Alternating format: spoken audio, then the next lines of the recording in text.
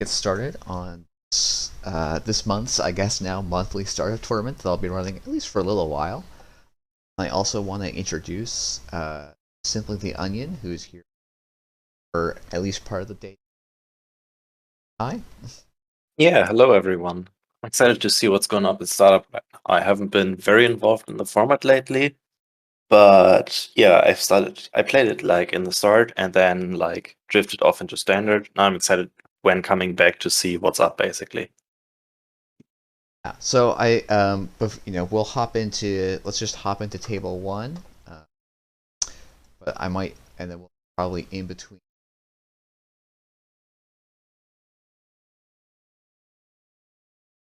Oh, I guess what table did I hop into?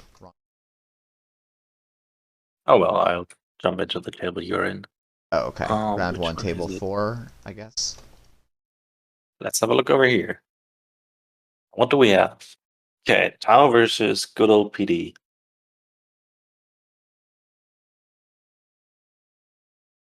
Oh.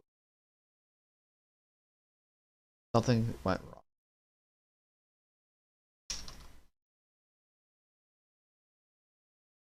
So I apparently you not signed up apparently.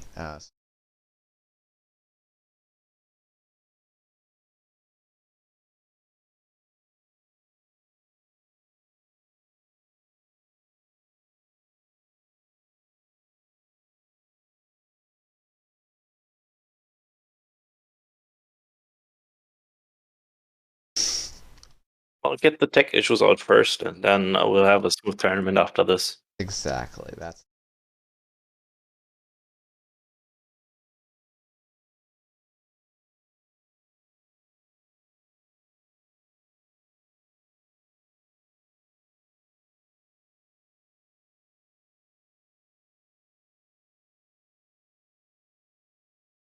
Hey everyone. I'm gonna have everyone undo the round. I messed up, and you is not add them and re-register. Signed up is actually here. Hey guys, just a heads up. Sorry about this. I have to repair the round. So All right. heads up. I'm gonna be repairing the round, so you guys can leave this game at some point, just because it's not gonna finish. So. Okay. What was that again? Sorry, I missed that. I have to repair the round because I made a mistake in the registration. So there's a player who's here but wasn't on my player list. So, do we keep playing or are we done? You guys are done. I'm gonna have to redo the pairings for round one. Oh, okay. So I'll just That's leave game. Yep.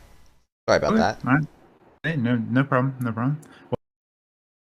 Just a heads up, I'm going to repair the round so you can close out this game because I'm going to have to make a whole brand new set of tables.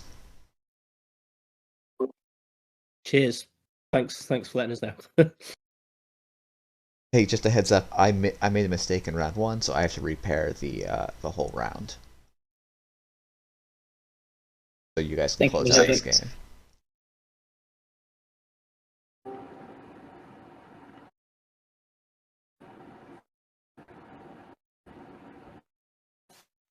It's out on.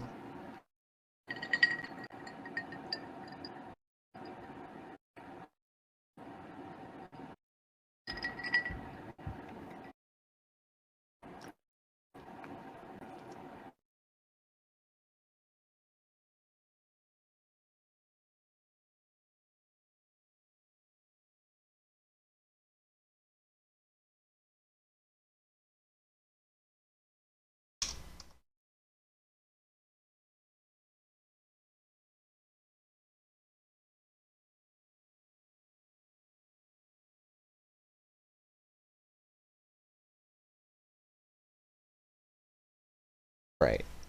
So I have you here. Did everyone else have someone at their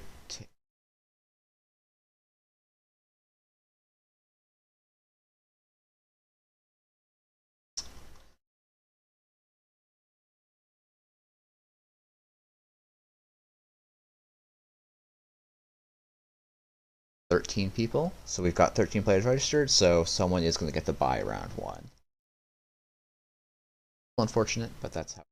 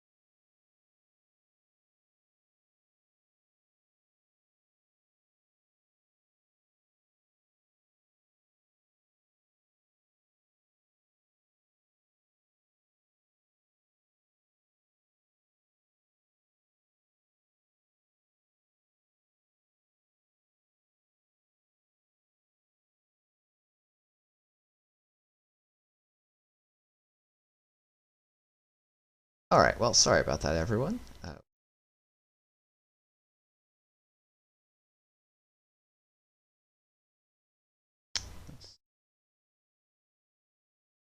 So I guess while we're waiting for the tables to finish, I'll just quickly what sort of ID spread we've got going on. I think this one looks much, very different from the last Startup tournament I ran. This one had a lot of, or the lat one had a lot of NBN. This one has an almost even mix, it looks like, of HB and Built to Last, which I think is pretty surprising. NBN really fell out a lot. And then there's a lot of Criminal, a lot of Steve, a lot of Zahya, and then 3 Taos and 3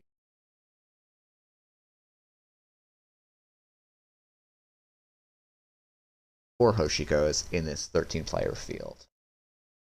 Yeah, very interesting. I think HB is still in total most represented in the corp side, like 3 more than any of the others. Mm-hmm. But we don't see just PD. We also have some Mirrormorphs running. Yeah. At least one, and I believe we have 2 Mirrormorphs right now, which is quite interesting. And NBN actually showing up with the biggest diversity and showing up with all 3 IDs. Oh wow, I is didn't really even sweet. catch that. So it's 1 Year Earth, 1 GameNet, and Reality Plus. That's really cool. Yeah, exactly. Obviously, Shaper and Anarchs are just showing up with like their best ID in Tao and Yeah. Hoshiko. Nobody chose to play Lu or what is it actually on Shaper's side? It's Kit, right? Kit and Ayla. Oh, Ayla as well. That's right. I'm in table 1 and letting people know they can begin because it looks like everyone's in and we will get this show on the road. So we've got on table 1, it's Belazor versus Picardi the Third. There's no the in their name, but I'm going to just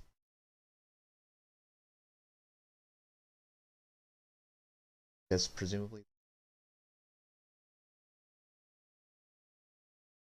Let's just make sure we don't confuse them with any other Picardis that might be around. yeah, Like either choose the second variant or the fourth variant. Specifically, we have the third variant of Picardi here. And they're on Built to Last, and then Belazor is on Steve Cambridge. So Built to Last is one of the new because I'm a good professional.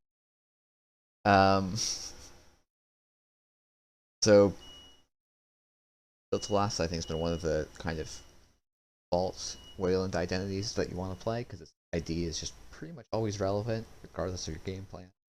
And then Steve, I think, is a really interesting criminal to pop up. Some of the stuff I always think of as being Steve State. But I imagine there's enough good events you want to recur that Steve starts to feel pretty. Yes, in startup you're struggling a bit in like utility events, but you can still recur all of the good money events in Sure Gamble, Dirty Laundry, as well as Bravado, and there are probably some others in here as well that he will also be looking to recur. So turn 1, we saw Built to Last just going wide. Oh, Regolith mining license, interesting. So they, put ice protecting.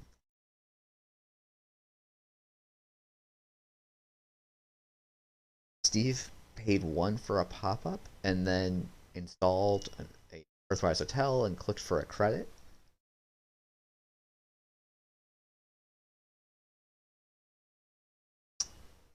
Yeah, And that drew seems a to be the card. order which they did. Yeah, they drew a card. That was the other thing. Interesting. And now they're challenging the Regolith mining license and forcing Picardi to spend some resources to protect it if they want. Oh, and that's a lot of resources spent. An early Pharaoh's Rest. It does end the run here, but the runner does have the click left to remove the tag, and it did cost the corpse 7 full credits just to end this one run.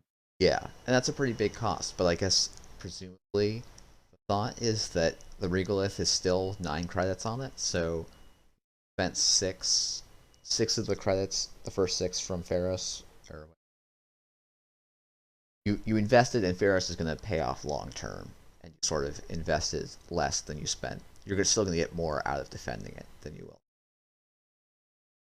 That is true. It does price you into like spending your whole next turn, basically just generating money, either by clicking 3 Regolith or as they did here, clicking Regolith twice and playing a hedge fund. Right, we see another face check from Criminal, which is their usual game plan basically. Running face first into this ice wall, which is quite nice for Corp because it's very cheap to raise and still ends this run. Oh, and we see a sneak door though, so we will get into HQ anyways. Yeah.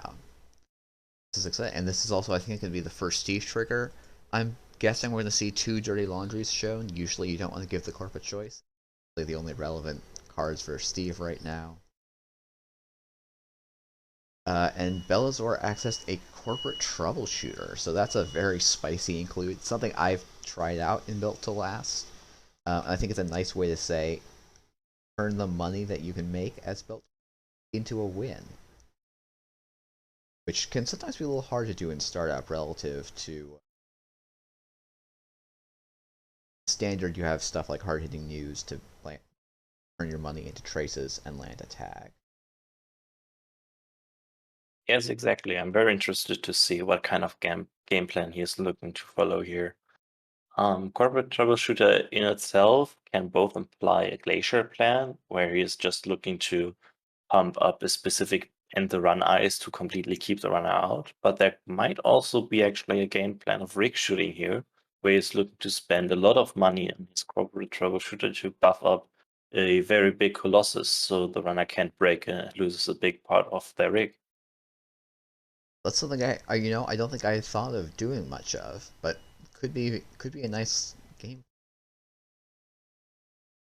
Exactly. If they are on that plan, they're probably also combining that with NBN tagging mechanics like Public Trail and the new Weyland Operation Retribution, which lets them just trash one of their breakers if they are tagged. Steve doing a jailbreak on R&D. I'm a little surprised at how low on credits Steve is running here. But I guess that's what happens when you install a Sneak Door beta and an Earthrise L. Haven't found much in the way. But did get to the off-world office first, which is a big... Yes, that's quite sweet. Oh, and we can see what his deck is mostly built around here, which is not that much of a surprise. The prepaid voice pad in a deck that plays a lot of events and is looking to recur those events is pretty much expected. Alright, so presumably this is an agenda. Maybe it's been sitting in hand, because if it was on the top of the deck, it would have been... And then presumably Yes, also the exactly. corporate troubleshooter in server 1. It also explains the desire to ice up HQ with the ice wall to keep that completely safe, keep that under lock. Yeah, must have been cooking for... I guess there only was one access on HQ during this game for now, so there might have been one chance for the runner to steal with that one Sneak Door beta run, but that's pretty much it, I believe. Oh wow, emergency shutdown. That's a there we really see nice some card to have. Inside job. This is a really nice combination. Now, I think unfortunately, Bacardi has enough money that they can re-res.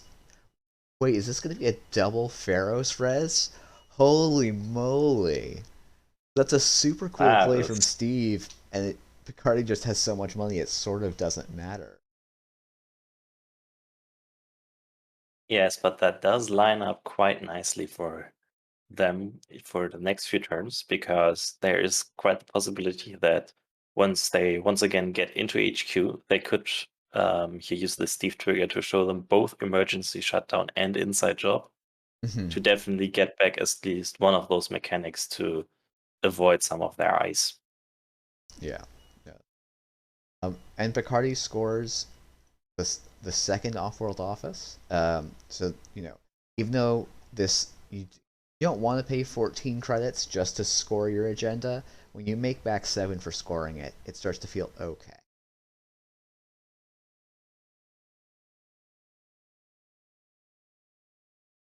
Sneak Door is just very available here. And yeah, you're right. Doing the inside job in Emergency Shutdown, play, get back the job, which is really nice here, right? That's breaking Pharaohs for 2 credits. Yes, exactly. Corp obviously still wants the runner to have that one instead of the emergency shutdown because they won't have to once again spend 7 credits to re-res another Pharaohs. Yeah, you can. While it was good that one time, it's going to be less good over time. Gonna hurt them a lot in the pocket, in the money.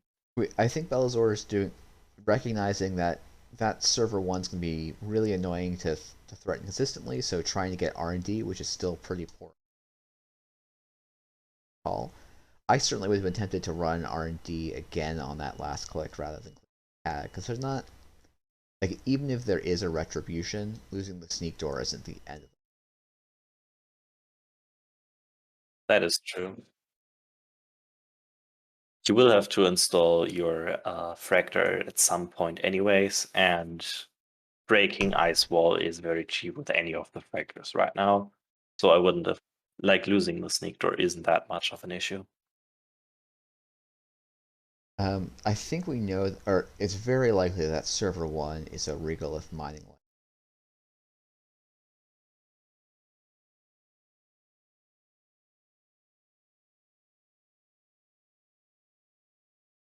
I feel like Yes. It's either a money asset, be it Regal mining license or something else, like maybe they are playing Maryland campaigns, or it's actually a Project Atlas, and R&D was apparently very, very dense in the top few cards. yeah, I guess technically there's been like 2 cards drawn by the corp that could be something else, but one of them I think was Afshar.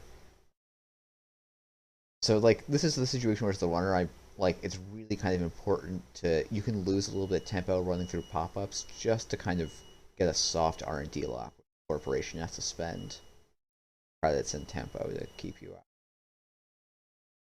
Yes, additionally, the Sneak Door beta actually forced the corp to install an Afshar, which is an ice that really, really usually wants to sit in HQ onto archives. So that's quite unfortunate for them. They will be most likely be able to break it later with either Unity or Avacnail for fairly cheap and still continue those Sneak Door betas run if they desire to do so. Yeah, that is a big deal. I think about, and this is like such a minor thing. It's not even really a criticism. I always think about like if you don't actually need money that badly, and I don't think Bacardi really does.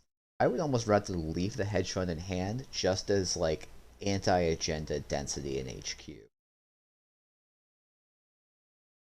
Because like clicking for Yes, 4 if versus that clicking is for an agenda here, it's quite unfortunate. yeah, I think yeah, if it is an agenda, then like I think it was a big misplay. I think it's unlikely to be an agenda just based on. Oh, it's a Yeah, I agree with snare. that. Okay. Oh, a snare, interesting. That is something that new players like to do. Yeah. Which I'm still not very sure for. I was talking to a new player a few days back, and they're very adamant on playing at least one snare in every single of their corp decks because sometimes it just wins the game. Which I'm not sure if that's the correct way to validate that card. Yeah, that's one of those things where like against a very new player, I think that logic isn't completely unsound.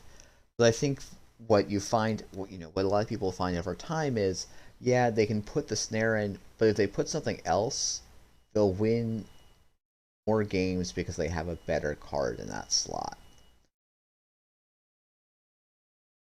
And often, in a deck like this, um, there's no reason that the runner can't just run with 3 cards in hand every time, and the snare suddenly is like now spent 2 influence and a card slot on something that doesn't do anything. Like winning the high and low for snare is like enormous. Where like yeah, sometimes it wins you the game as a very high, but then in all the situations where it doesn't, it's almost a dead card in your deck, which maybe the evaluation, sort of the thing that when a lot of people are building decks, they're trying to evaluate to make sure the floor on as many cards in their deck is as high. Yeah, exactly. So we can actually see that there are just 2 pop-up windows on R&D. So it's still very much possible for the runner to keep up an R&D log here by just spending 2 credits to run in there. Yeah, and you don't feel that bad about giving Built to Last the 2 credits at this point. They're sitting at almost. They only have 1 Pharaohs left in their deck, and probably the rest of their ice is pretty cheap. It does make the corporate troubleshooter that's presumably in the root of server 1 pretty tricky to handle. But if you can R&D lock or just win, you never actually have to go in that scary remote. Yes, that is true. What we could also see during this R&D run is that this BTL deck is definitely a very, very spiky list, since they did access and trash an Urtica Cipher. Yeah. So I would suspect that this Built to Last list is probably also running called Clearinghouse. I suspect so, yeah. So it tries to do the fork of, oh, is it an Urtica Cipher or is it a Clearinghouse? Which I think, that's one of those combos that I feel like is, again, very appealing to a new player because, like, it feels unbeatable. But I think Belazor is kind of showing, like, no, you can beat the quote-unquote impenetrable scoring remote and the spending 3 turns advancing by just accessing centrals and getting points. Exactly, that is always the weakness of these types of strategies, which are trying to invest heavily into their remote to trick you with a trap over there. All of this time and money they're investing in the remote, they are not investing in protecting their centrals. So you're very likely gonna be able to win a lot of money or like a lot of agenda points by just pressuring their centrals. So we see both the Anacam and Begalter have come down, Magnet Res to keep out Belazor for a little bit longer, but really they just have to find their code gate breaker, and they should be well set to get into R&D still for relatively cheap. Magnet's really nice against Botulus. It doesn't do that against most standard breakers. Yes, exactly. Also, it doesn't do a lot against the classic way for Crims to bypass cards, which is either Inside Job or Boomerang. Mm-hmm. Yeah, I wonder how many copies of their breaker Steve is running, because only 16 cards left in their stack, and they've installed a single Begalter. So I'm wondering if they're on one of all of their breakers. Just don't have, or I missed the mutual. Yeah, one mutual favor is removed from the game, which is most likely happened during the Steve trigger, where they offered both the mutual favor and another card. Yeah. I don't see Overclock a lot in, but we're seeing 2 here. We're also seeing a Tread Lightly, which I think is very nice for the aggressive money denial play that you can still sort of do in Criminal even without diversion. Yeah, exactly. There are quite a few things in this deck list which I would describe honestly as somewhat suboptimal, which is mostly playing prepaid voice pad with a lot of events that are very, very cheap. Both the 2 creative commissions and the 2 overclocks and their Tread Lightly don't benefit a lot from the second and third prepaid voice pad. Obviously, this Bravado does. This Bravado is printing money like crazy. Yeah, Just makes 7 true credits gained off this run. Yeah. And Anycam also draws them a card, so they're generating a lot of value here. But they're still not finding their breakers, and at some point, without breakers, you're gonna have a hard time winning. I hope that Belazor is keeping a class act in hand, because that way they can keep threatening centrals as soon as they find their 2 breakers that they need, and make a clearinghouse threat sort of not an issue, because at least for one turn, because that's often all you really need. Especially because Bacardi, while we're presuming they have a clearinghouse kill threat, they're also running probably 9 2-point agendas, or maybe 10 agendas if they're running 2 hostiles instead of the last 2-pointer.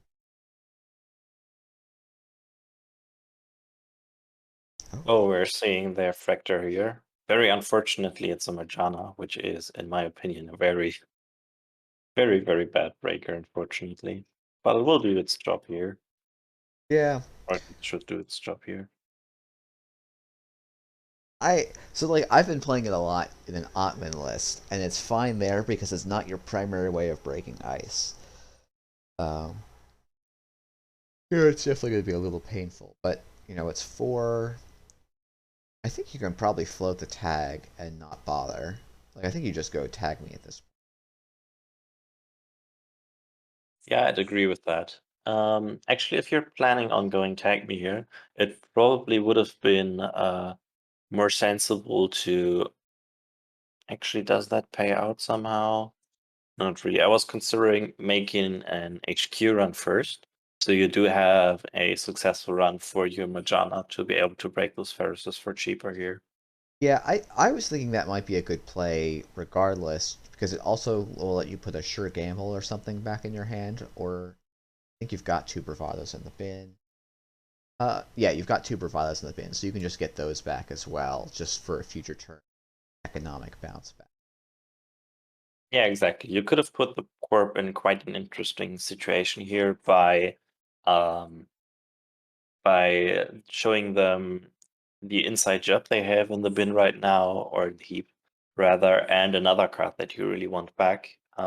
Since they probably want to protect their silver one, they're Yep. very likely to not give you the inside job while you're still holding another one. So you would get the best of both sides basically by doing that. Yep. And here we see Bacardi use their corporate troubleshooter to boost the strength of Pharos, the unadvanced one, up to 21. That's a big boy. That is a big, big Pharos, and that is without 3 advancement counters on it. If it did have 3 advancements, it would be 26, which is pretty... So presumably You're gonna have to run it a lot agenda. to get through that, yeah. Yeah, we can assume that that's probably a 5-3 agenda, actually. Yeah, maybe an SDS. Definitely be worth it here, because you can just hit... Probably the... Yeah, I was going to say the Marijuana. Because if that's the only one they've got, well, now they have to boomerang through barriers and have nothing else.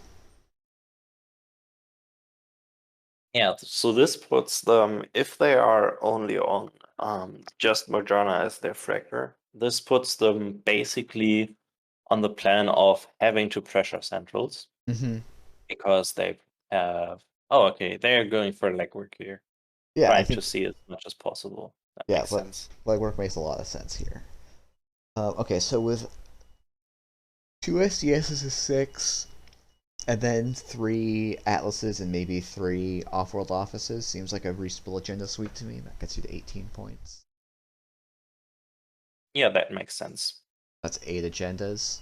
There's quarters of the deck gone, so there's probably at least 1, maybe even 2 agendas in HQ. Archer suggests maybe there's some hostile takeovers as well. There might be, yeah. See Steve.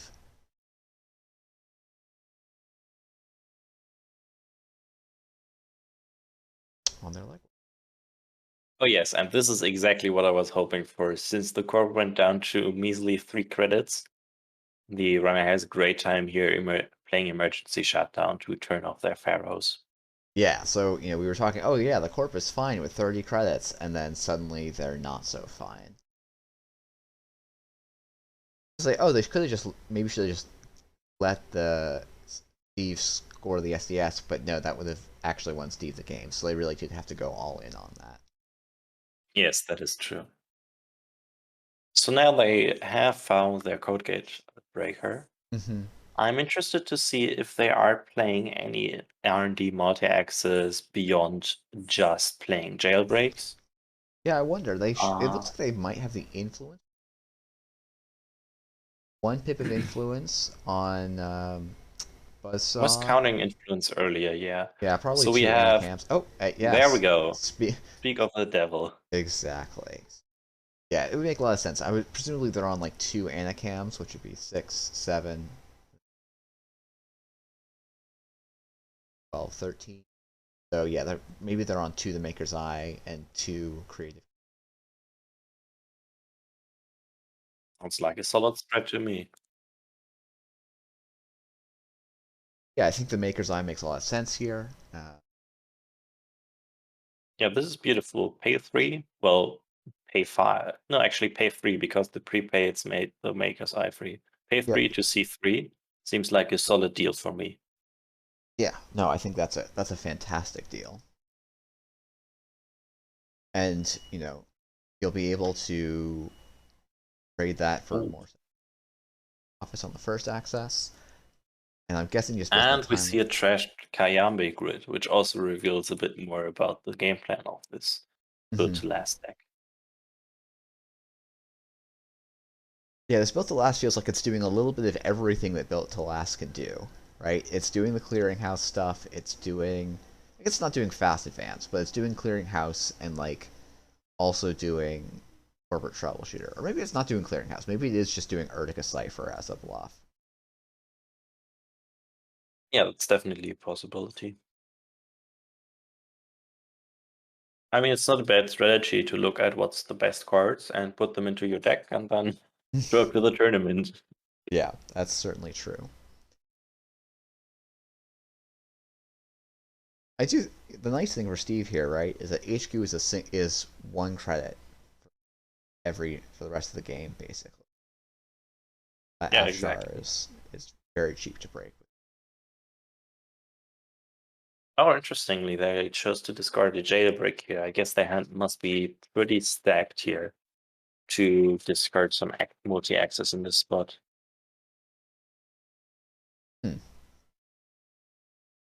So Punitive can't kill here.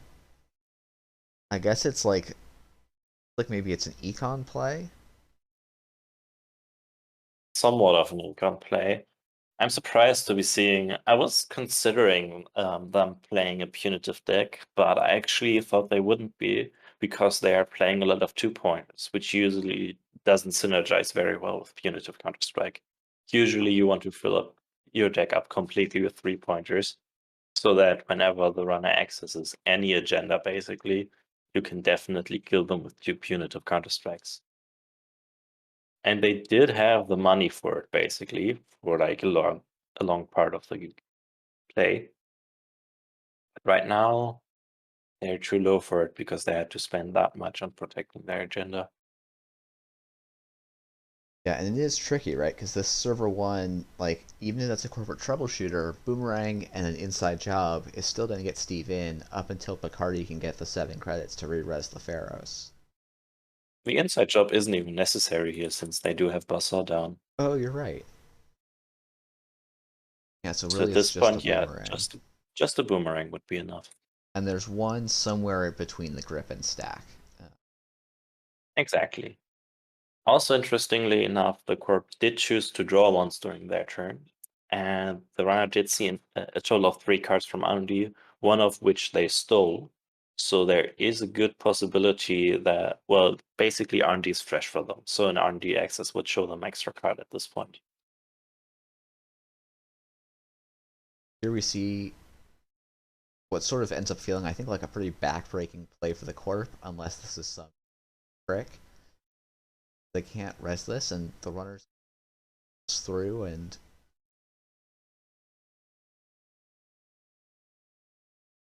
going to make 9 easy credits. Oh, they're not, because of corporate troubleshooter being basically credit perfect. I think they have to pay credits of their 4. Well, you're saying credit perfect, but if this is an agenda, which they are very much implying at this point, then they will still gain the 6 credits of the Bravado and will be able to run again with their last click. Well, except that Corporate Troubleshooter keeps strength until the end of the turn. Oh, Yeah, but but they have Bravado gets enough them money all to the just money. Yes. pump Yeah. and get through. Yeah, that's true. That's true.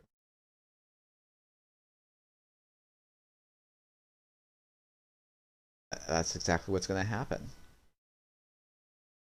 I'm not even sure if this is the necessary thing to do at this point, by the way, because the Corp is only on 1 credit. So they can't score that even if it is an agenda. So they could have actually No, just if it's an set Atlas, back- can't they score it? How so? You advance it once, you get 2 credits back.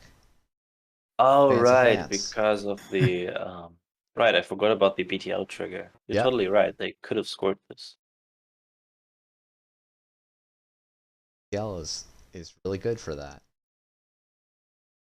To be a little more flexible at low credits, but I think Steve really gets the win here.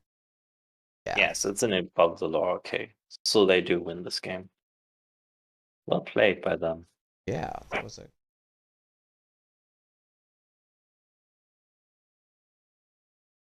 Able to apply a lot of pressure with the usual crimp tools. They were really struggling on breakers for a time, but the pop-up windows were very forgiving for them in this spot. Yeah, I think both players played pretty well with given the tools they had in their respective deck. Got about 5 minutes or so left in the round. Hop over the table.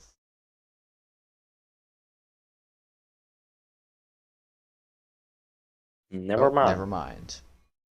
This game was won the other way around, actually. Yep, but it's the In same this game, matchup. BTL got it. Yep. True. All right, well, I guess we'll hop over to table 5, which is maybe the last one still going. Yep. Oh, wow. This is a board state. This is a board state for sure. Came in just at the right time to see the corpse score out to 6 points. Both players are one agenda off of winning. We have a conduit on the table. We have leeches. Actually, still 1 breaker missing for the runner. Wonder if it got by. Oh, I guess there's no Colossus. Oh no, there is an Odore in the trash. Some like Colossus shenanigans or something. There might have been, yeah. So We can also see in the corp bin that they are running Trick of Light, and I'm not sure if they have. By counting influence, I would assume that they're playing 2 next activation orders and 3 Trick of Lights. So there definitely is the opportunity for a fast advance win from their side here. Yeah. Yeah, I guess they sort of would need to shuffle these Trick of Lights back in probably to get the fast advance, unless they have the third Trick of Light. Exactly, unless they have the third one. Also, they are looking to be running Hostile Takeover. That's so true. that would also be a win condition for them here. Yeah, that's a big. We see a Pharaohs on HQ here, advanced 3 times, so it's very annoying. But Botchless sort of says, "Oh well, every 3 turns I get to ignore that." Interesting interplay. So, what is this card in server 2? I'm trying to think. Like, I feel like as it's so risky to put that in as an agenda, but there's almost nothing else it can be. Right? Well, it could be actually no. All 3 wall-to-walls and all 3 Kayame grids are gone. Yeah. So they might be playing Regal Mining License, but other than that, I can't really think of a card that this could be. Yeah, I guess the other obvious one would be Spin Doctor. That is true. That's definitely a possibility.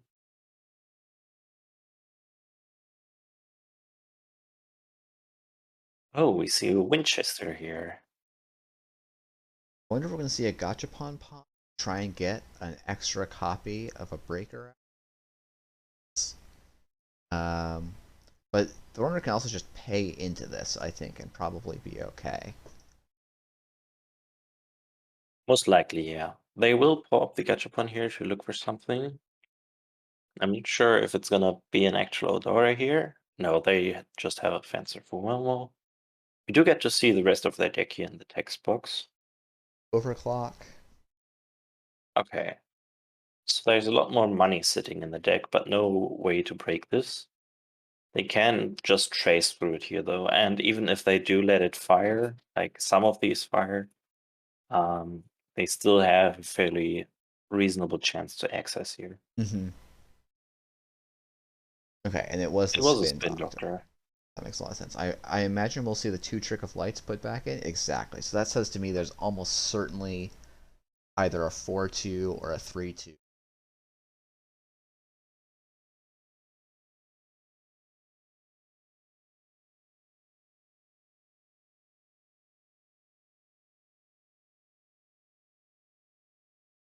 Yeah, so the pressure from the runner is definitely on at this point, with both the Conduit and Brooklyn's Pass sitting on the table.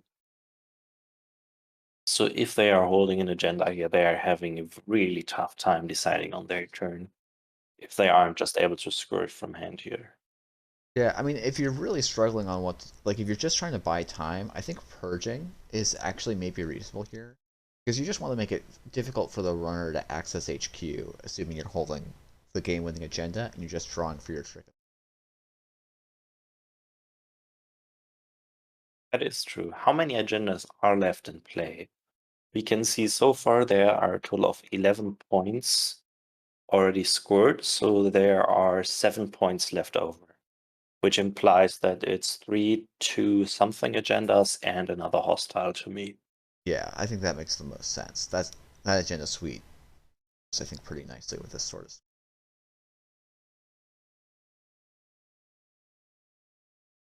I would assume that it's 2 more, probably another Cyberdeck Sandbox and 2 more Project Atlases, and then the 1 hostile, because with their Fast Advance plan, those would be the agendas that would be most synergistic with their game plan.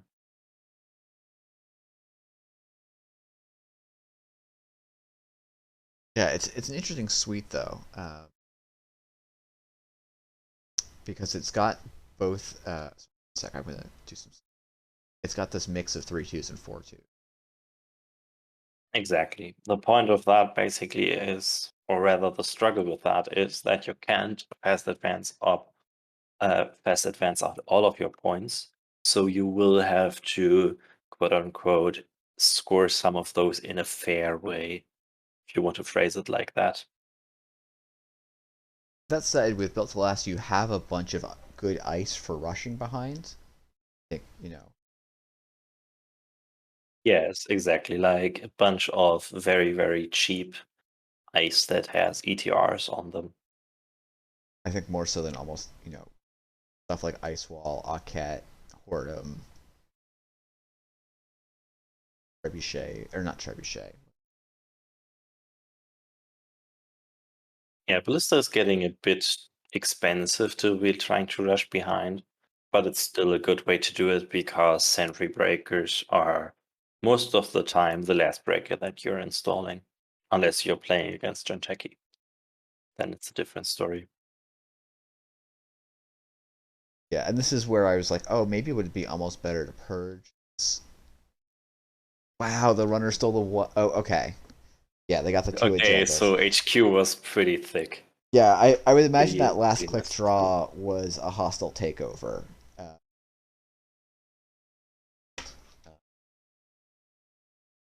If they had top decked the hostile takeover, it would have gone the other. Yes, then they would have obviously just scored from hand. Actually, that could have been a fairly interesting line if they drew it as like their first click, because Yeah. then they could have still installed and scored it via a Trick of Light if they had one in hand.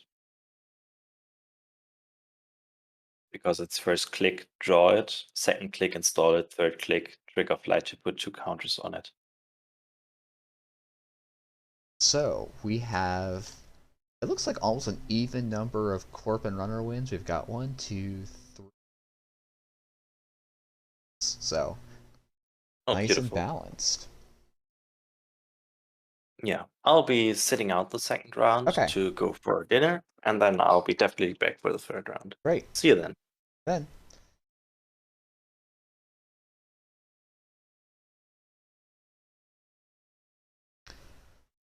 So, I hope everyone's having a nice time if you're watching on the stream. Oh, nice, nice. Yeah, I kind of figured with the... Wait, you had 2 agendas in hand before the last draw. Draw a trash agenda. Yeah, that makes a lot of sense. I was actually thinking, like, oh, that's a pretty reasonable line. It is tricky to draw last click. I was thinking maybe you could have purged instead.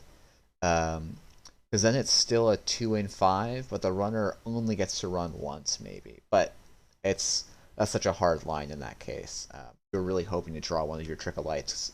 Basically, either a Trick of Light or a Hostile Takeover win you the game there. A little bit unfortunate. On to...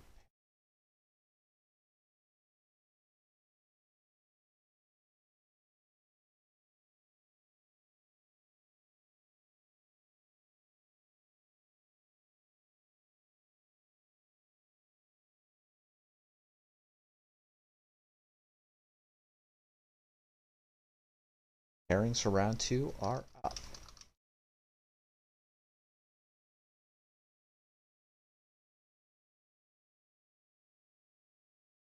So let's go. Basically, everyone who corped in the first round is going to run in the second round, and with the exception of Sauce, who gets the bye.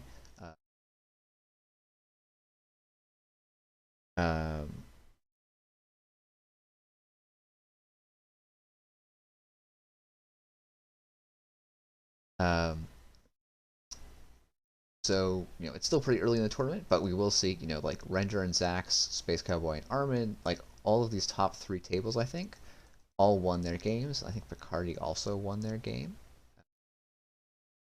Oh no, Bacardi did not.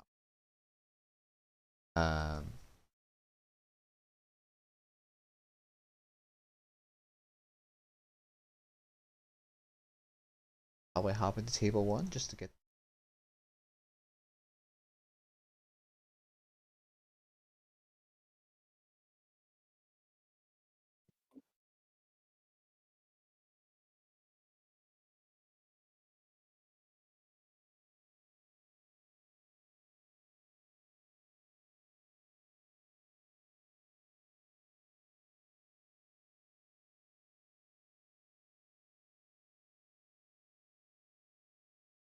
I guess I'll just... Everyone's in before I start the round.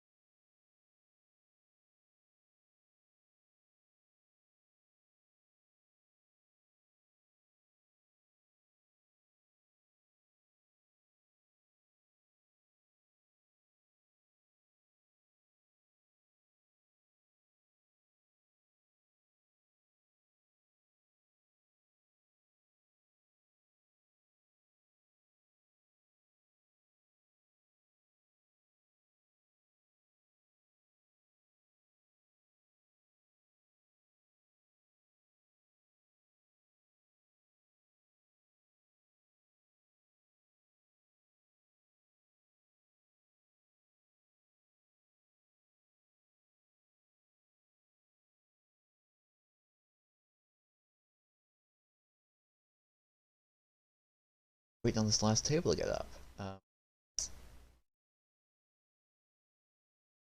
There we are.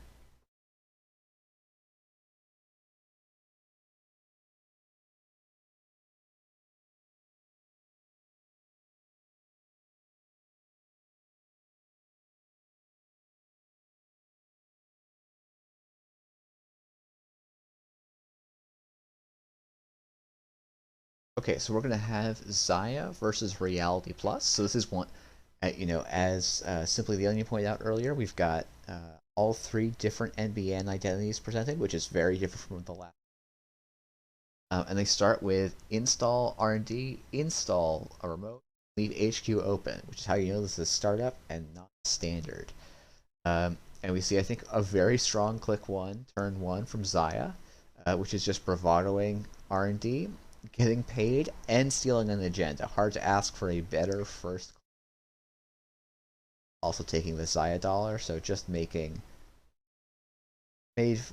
basically made 5 credits, stole an agenda, click 1, turn 1 is a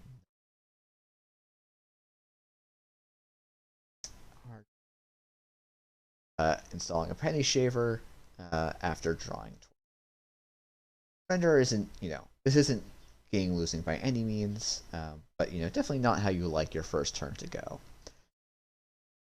So they render just sort of still kind of missing on econ, so installs a card in server 1, clicks for see a gold farmer, which is going to end the run and make R&D quite expensive to get through repeat.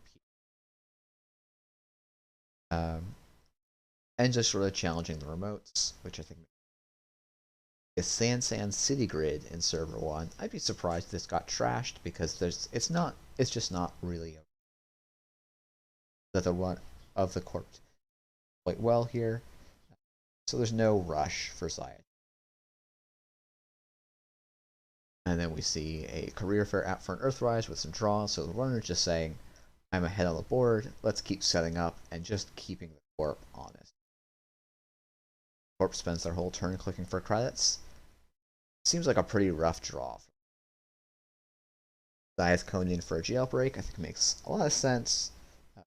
Free to play, F2P, and we also see Retribution. So that suggests very strongly that this is some kind of rig shooter Reality Plus deck, which I think, if you see this as Zahya, it basically just says, okay, I have to make sure I end every turn with 8 credits. And if I do that, it's very hard for Reality Plus to do much damage to me, and I just have to make sure to shake tags. So I think, the nice thing about Retribution is because so many runners are running singles of all their breakers,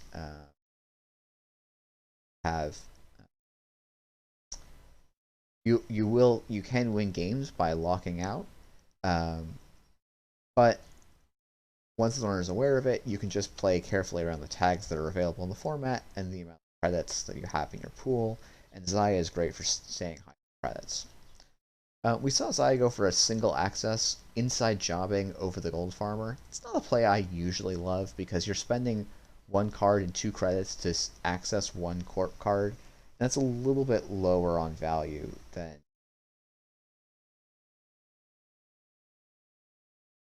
you see her kind of just going wide and still clicking for credits, just have not found any sort of operational economy.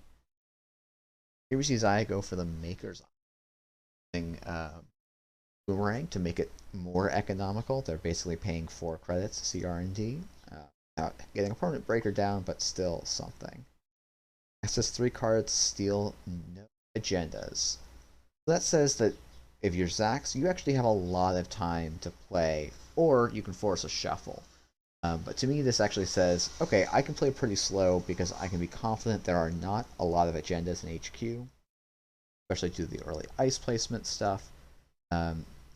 There's not any agendas on R&D for a while. So, I can check these remotes, feel fine. Make sure there's nothing game losing here. And the reverse counts is probably worth trashing. I guess because you're sitting on money in Penny Shaver, maybe make the corp own resources and spend much of they really want to make. First accounts, the runner's going to spend, or the corporation will basically spend their whole turn to the runner. And here we see, I think, what looks to be some of the main econ for 787.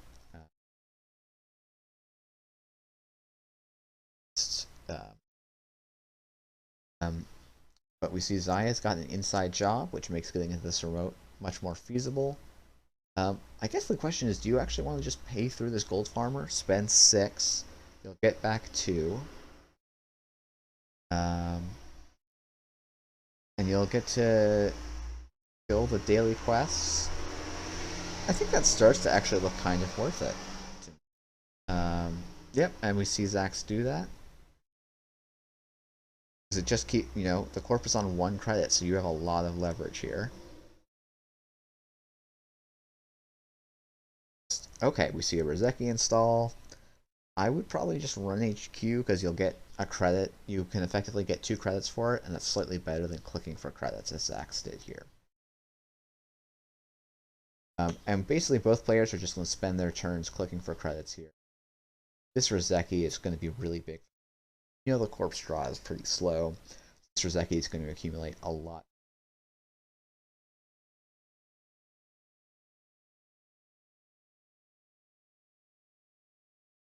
Alright, Zax continues checking. Snare, which... Yeah, okay, so Reality Plus is paying for and then getting credits back. We see a Begalter trash from the Snare, which is, you know, maybe actually could end up being a very big deal because most criminal decks are running just one. Arguably, you know, if everyone's thinking that retribution and stuff is going to be part of the meta, maybe. But or adding duplicates or backups of your breaker. The thing is, in criminal, Boomerang is going to solve most of the problems you would need to that you would struggle to deal with by not having a breaker. There's not going to be that many. Like, free to play doesn't actually end the run, and the owner can pay through it in a lot of cases. So, but you know, Snare's the kind of fun, cheeky include in Reality Plus because even you, as long as you have 4 credits, it actually only effectively costs you 2 tag.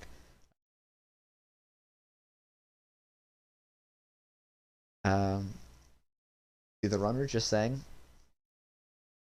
I've still got a lead. My Rozekis are going to generate a lot of value over the course of the game. I'm just going to keep making, and you can't make me move. Gotta start showing me a threat. We know that server 3 is a reversed account, so at some point Zahya may want to go and trash it. Spin Doctor in server 4. RFG to shuffle back a daily quest in the Snare. Yeah, I don't know. This is an odd board state because the Corp is seemingly not drawing any agendas. Maybe they're mostly on Bologna's. You know, they're getting not 9 points from Bologna campaigns, and then they just get. So there may only 7 agendas, or you know, there has to be at least 7 because there's a. And now they're starting to build a second remote, which before they've even iced HQ, they're getting 2 server R&D and their scoring remote to 2 and making a new remote ice, which is I find a little curious, to be honest. But we see a Docklands Pass, we see a public trail and a retribution. So you know, Zahya probably wants to get up in credits a little bit. The trail is playable here. It will cost the corporation almost all their credits, and now it's sort of not playable because Zahya is able to basically credit perfect, get up to 8 credits.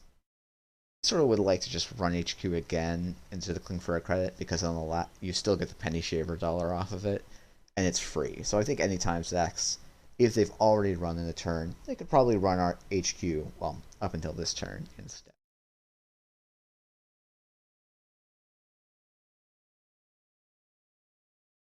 Vado here. A very nice little piece of ice. Render is just using it to gain 2 credits. I think often, as for the Corp, if you have gain credits or draw effects, you want to take the draw as often as you can because you're putting cards in your deck to be good, and they're often worth more than the credit value. I don't know that I love this Zax line there because now they are below the retribution threshold, or the they can get retribution because they don't have 8 credits, they have 7. Then they could retribution and lose their penny shaver or I don't know if that's an amazing play for Reality Plus. They would be spending 5 credits making back 2, but it's definitely something to think about. And with the reversed accounts, okay, so Render spends their whole turn. I don't actually love that. It feels very slow for as an effect. And yeah, right, with a single click, Zahya's already back. After 2 clicks, Zahya's back to 9 credits. They have their corroder down, and they're going to start, really hammering centrals here. Right, we see a Bologna. Do you steal that, or do you leave it? My temptation is to leave it, because you don't want to get your corroder public trail retribution. So I guess we saw public trail get discarded, but there's we got discarded because there's another one in HQ. So I think Zax does the smart thing there. It says, you can't actually make that Bologna safe. Like, you can, it's going to be a while before you can score it, and I've got, even if you put it in this remote behind free to play and gold farmer, I can still make it in and have the ability soon.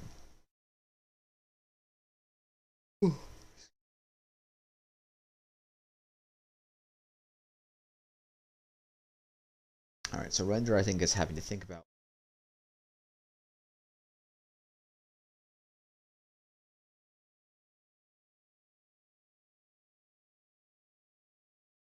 to have to pay into this, which doesn't. Oh, interesting. Zax shows. I wonder if that tells me they've got a second copy of Corroder.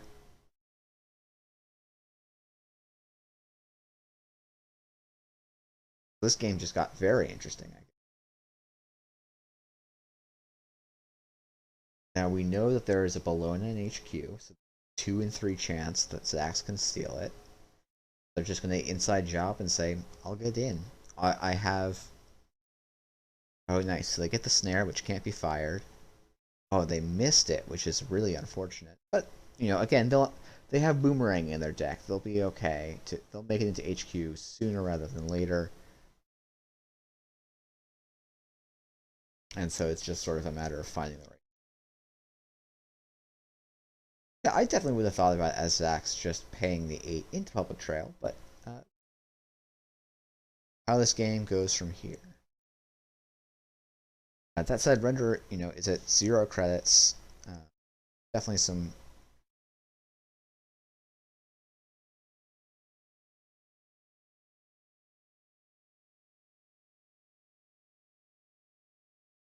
Clicking twice and then just choosing to trash the classic. Oh wow, Zahya is spending the influence to have a second Corroder. That's, I mean, it looks really good this game. It's something I'm like kind of skeptical about all the time, but seems this game, and especially if you think that there's some rig shooter about, which there seems to be, a very nice kind of meta call. You don't have that many other great uses for your influence. So, this lets you... Okay.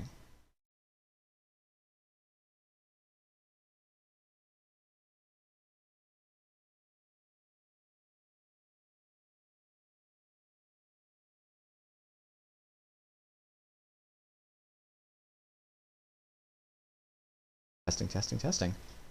Alright. I do to boost the audio a little bit.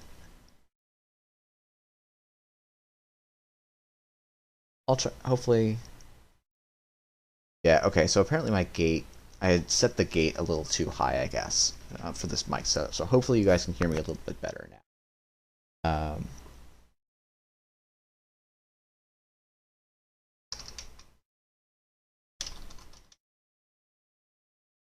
Oh, and as I fix audio, of course, Zax just goes and rips out the win off of AJ.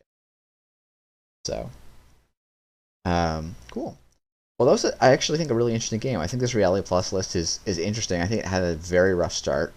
We see no hedge funds, which presumably they're running, and the daily quests behind this sort of remote would normally be very taxing, but Zax had just enough money to break it, which I think was sort of ended up being the backbreaking thing that won the game. So Okay. I will keep tuning it up just a little bit. I probably should get a slightly better mic. Don't want to go too crazy high, but I can do, and people can let me know if it's still too high. Also, I guess what other audio sources... Oh, is Jinteki actually sending out sounds? Maybe it is. I don't have them coming out to me, so... Okay, so we saw Jay Foley a little bit, so let's hop over to table 6, just to get some new players on screen. Okay, so we have...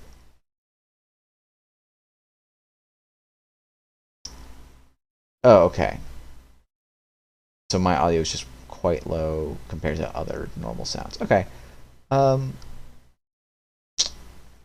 It's a little better now. It now looks like I'm in the yellow range, which is where I think you're supposed to be. Maybe I'm still just a touch.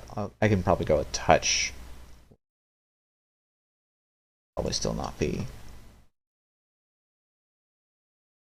Buy a slightly better microphone. And maybe I can mumble a little less too. Wait, is this? Okay, yeah, this is table 6. I'm not going crazy. I guess I ask people not to play with open hands, but if they want to, I guess that's their prerogative. So we see Trick of Light, scoring project. So this is some sort of interesting, I wouldn't call it necessarily a fast advanced PE list, but it looks like it's got some intention of actually scoring out against runners and doing sort of the usual grindy precision PE stuff. Maybe you can't hear the lawn. Oh, it's going right outside, but I'm going to step up just for a second to close the window. Be right back.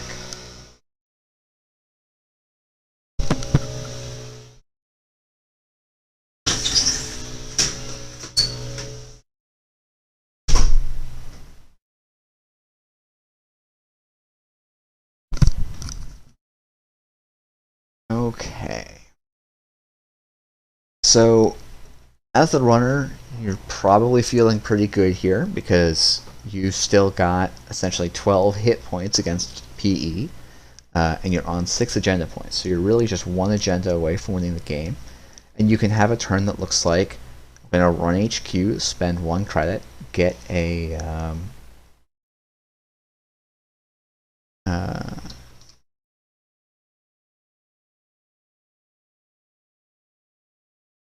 okay, cool. Sorry about that thing on Spike. Hopefully this is much more readable. Okay, so we see a very nice card to have, which is Stargate. We see a Boomerang to get through an Ice Wall, I would imagine. Yeah, so there's 2 Corroders in the bin, which probably suggests that that's all that Hoshiko is running. So this Ice Wall looks very nice. Let's see.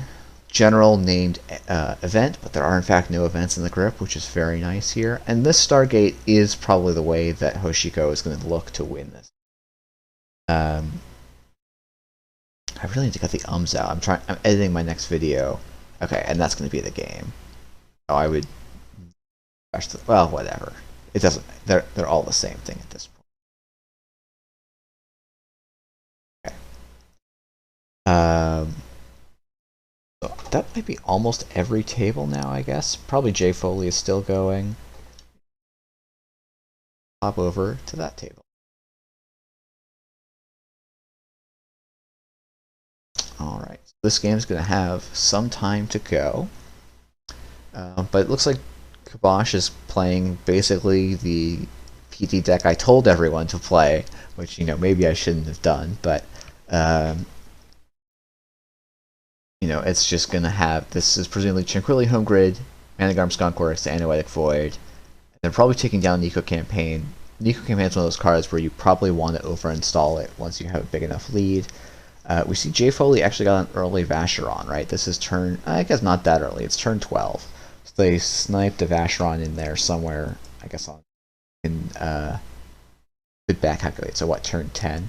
And that should be, that gives them, I think, pretty reasonable odds of winning the game here, because the corporation is still several turns out of winning. What is this? Okay, we see a lot of ice destruction stuff. So we have Chisels and Devil Charms. presumably we must have at least a Botulus in the bin. We don't. So there's not actually a great way to handle put down here. Oh no, okay, I just missed that there was a Botulus in the bin, which makes a lot of sense. Okay. So I wonder what J Foley is going to let fire here. Oh no, they don't have to fire anything because they have the cookbook down. So they get through this 317 piece of ice without really much, well, not no effort, but just a small amount of effort. Draw, see 2 cards, trash a Nico, and see an You can maybe let that Nico survive because it's an extra agenda the Corp isn't drawing here. This hand suggests to me maybe that the Corp either has agendas in HQ, though I feel like they should be scoring them if they are, or R&D is just incredibly dense and J Foley got a little bit unlucky.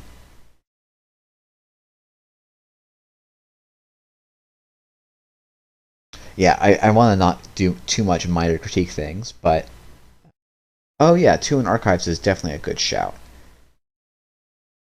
Face downs, that's a great shout. So the one reason I would say maybe not is you also have 2 spin doctors down there.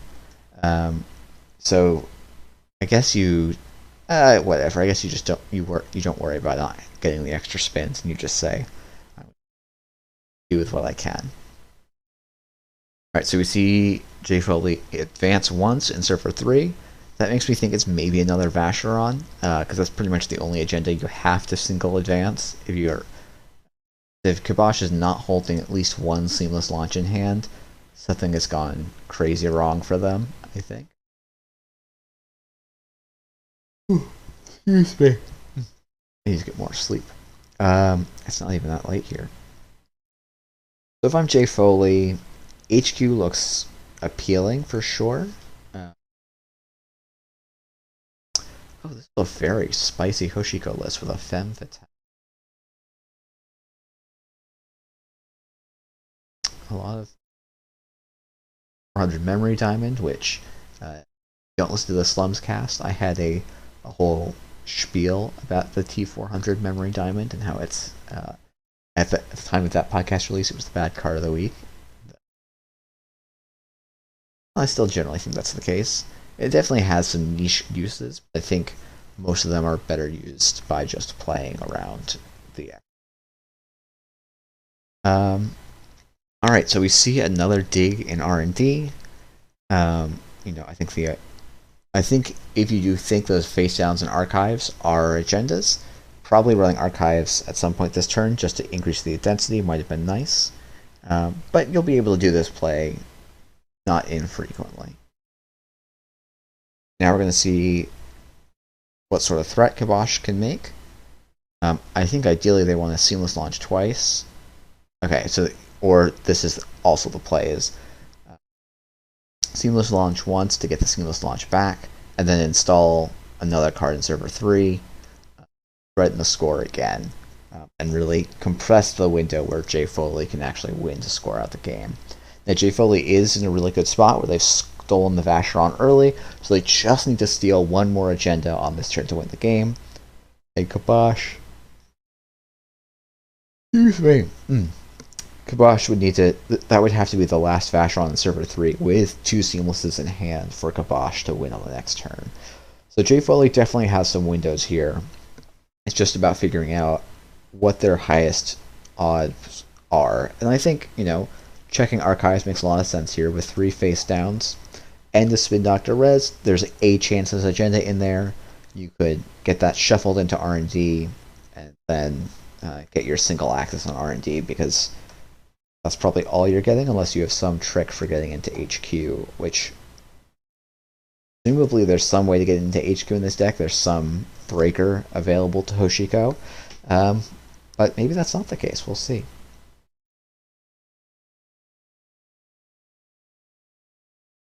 Yeah, I think you're relatively happy as precision design here, though there is a not unreasonable chance that you do lose to just single accesses in R&D. Because there are 2 Vacherons, 6. There's 8 agendas in the deck. So half of the agendas in the game are still, somewhere on the board. One of them is in server 3, so there's 3 agendas sort of floating between archives, R&D, and HQ that the runner can get access to. So I was thinking about what lines you want to take and where you think they are. Could maybe read from the corpse play and then letting the Nico sit in server 3 for the amount of time they did, that there's maybe nothing in HQ or nothing they want to score in HQ. Figuring out the difference there is maybe a little tricky. I think this archive run is nice. Then maybe just click 2, you run R&D, click through Ansel, and go in, and if you'll have an extra turn after that most of the time. Yet we see actually 2 unseen cards shuffle into R&D, which maybe does suggest that those 2 of the 3 agendas were in archives there, which then makes this R&D run look really nice.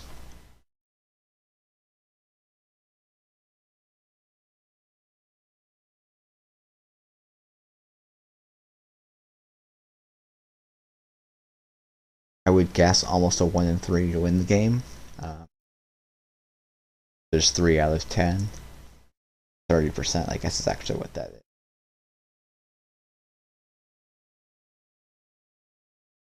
Oh, and do we have the seamless launch advance into the last Vacheron? Wow, nice. Makes a lot of sense that was available to Kibosh, and I think they took the singly advancing the Cyberdeck Sandbox was a very nice line to keep their money up while also having the threat of oh wow, they top decked that second seamless. So they were prepared to fight it out for 2 turns. Interesting. Cool. Well, I think that's every match in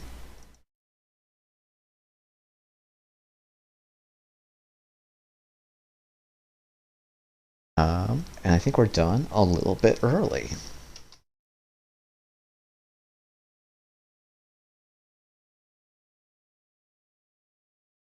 Wow, yeah, we're done 5 minutes early.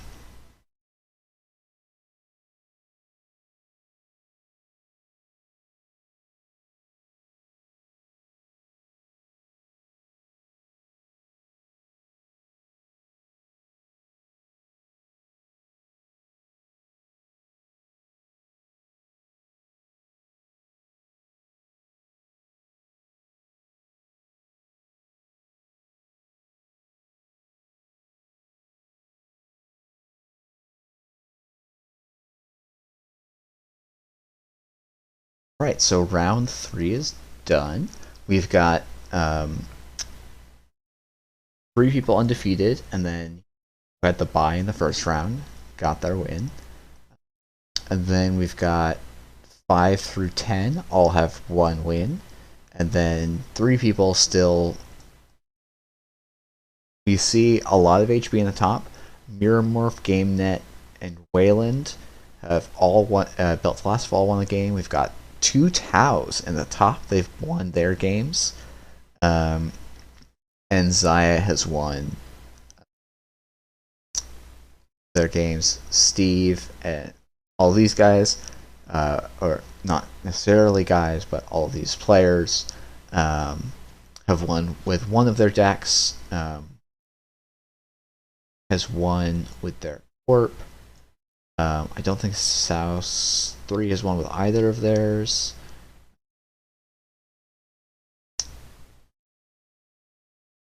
And then all of these players have won with one or the other.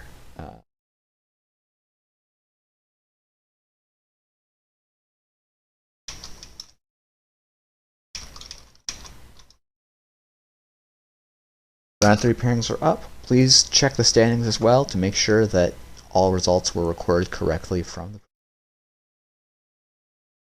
And court players can make tables for round 3.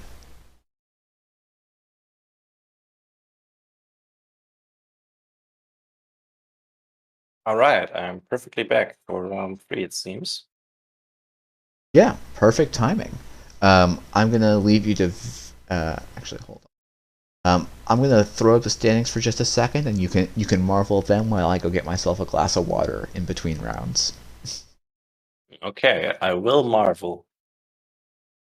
Marveling currently in progress while we are waiting for Yusingren to get back. We are still marveling. And still marveling.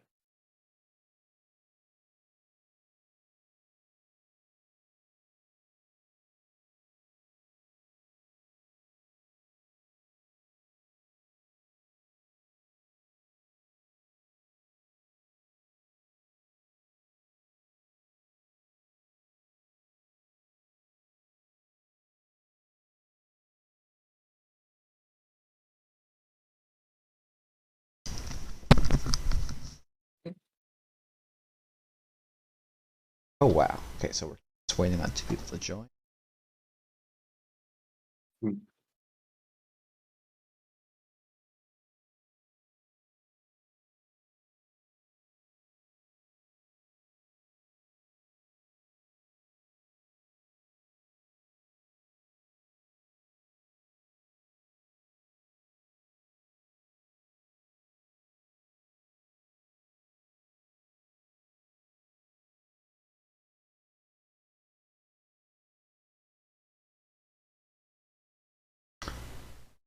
What's your dinner?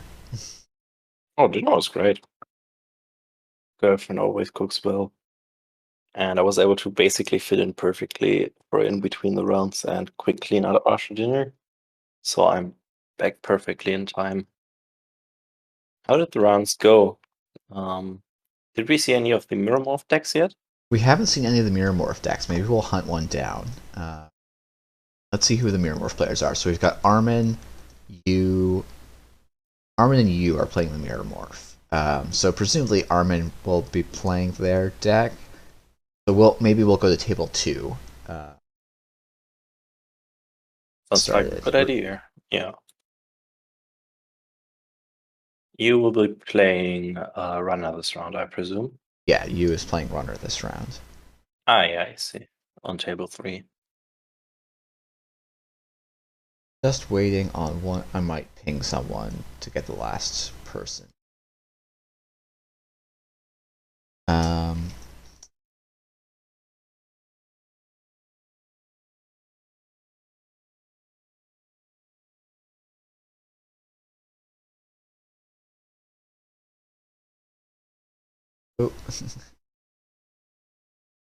It looks like these players actually faced each other before the other way around. So they are basically playing one round of double-sided Swiss right now.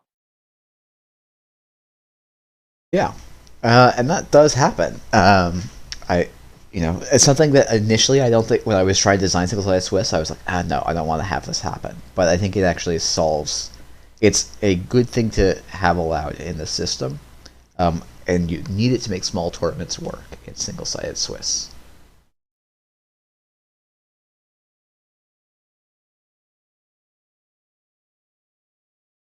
But interestingly, the piece of the thing that's different is you're not guaranteed 2 matches.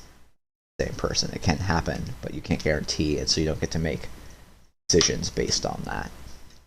Mm-hmm.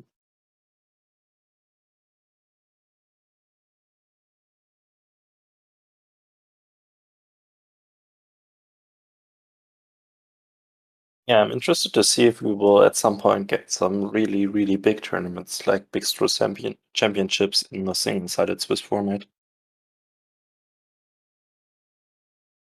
Yeah, I'm hoping so. I'm going to try and start running some in-person events, and hopefully people will travel out for them.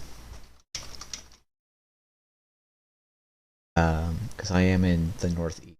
So we had a decent-sized showing that, including myself, drove down to New York. So hopefully I can get some people driving up to Boston. Great. So it looks like everyone... Everybody locked and loaded. Yep. Are you ready to roll?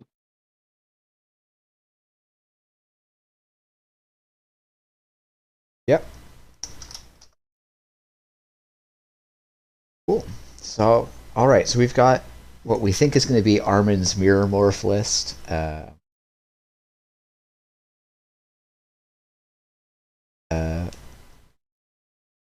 Against what looks like to be probably another Steve Cambridge, because it's Steve Cambridge. So let's see.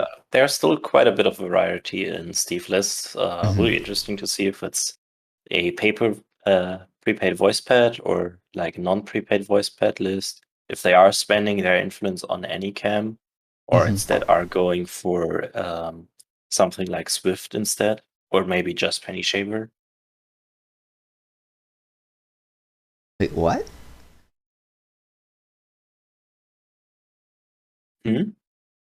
Click to play subliminal messaging. Yeah, Stall predicting this HQ. is... That was illegal.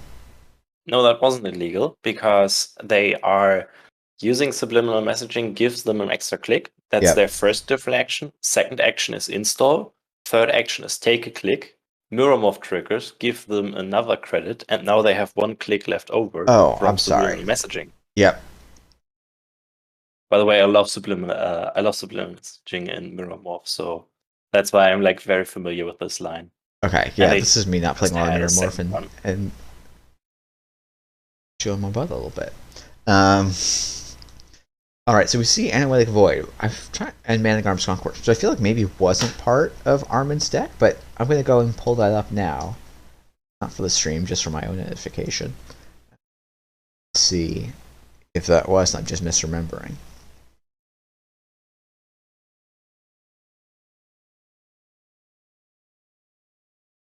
Maybe it is.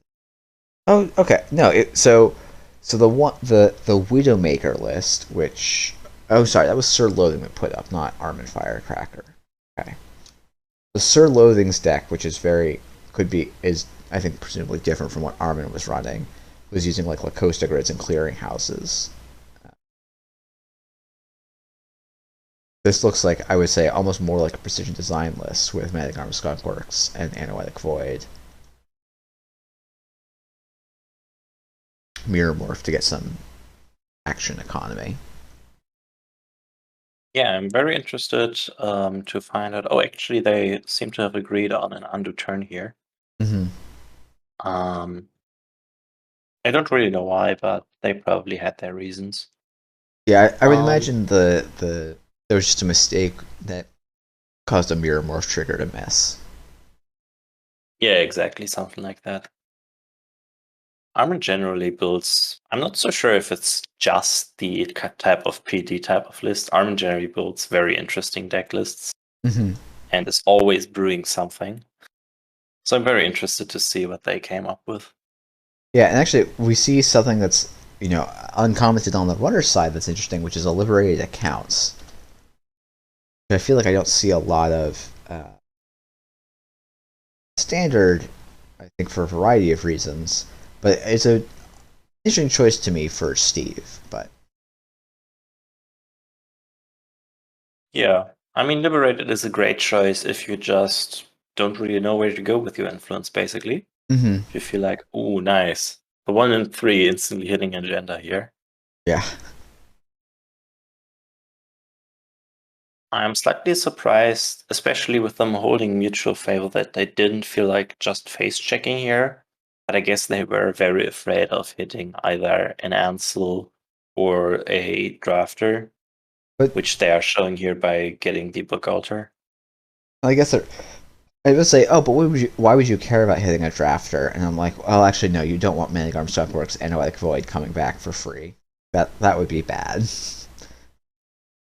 That would be an understatement, yeah. Would be really, really brutal at this point.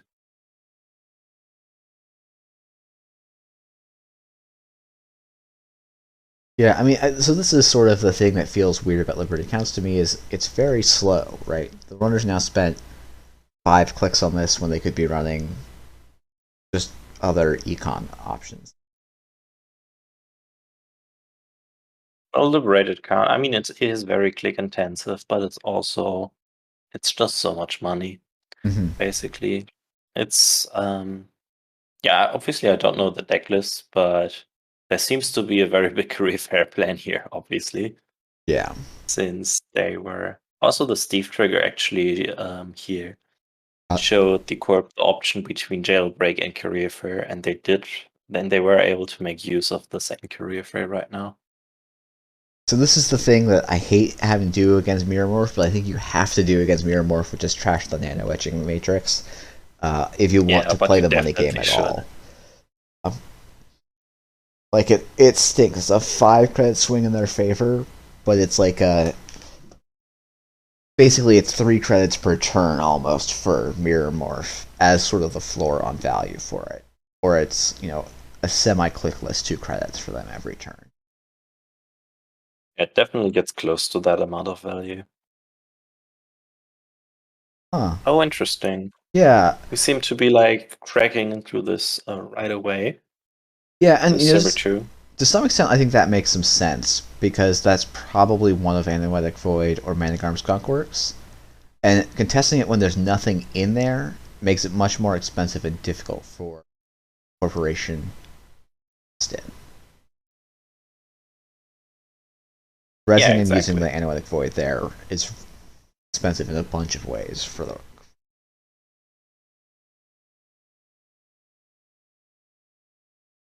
It also does let them have 2 inside jobs, so that now they can, if they can find their code gate breaker, they can just show 2 inside jobs and get them back, which I think is Steve. Yeah, well, depending on their game plan, they might actually be as the Steve we saw in round 1, be also playing Sneaker Beta.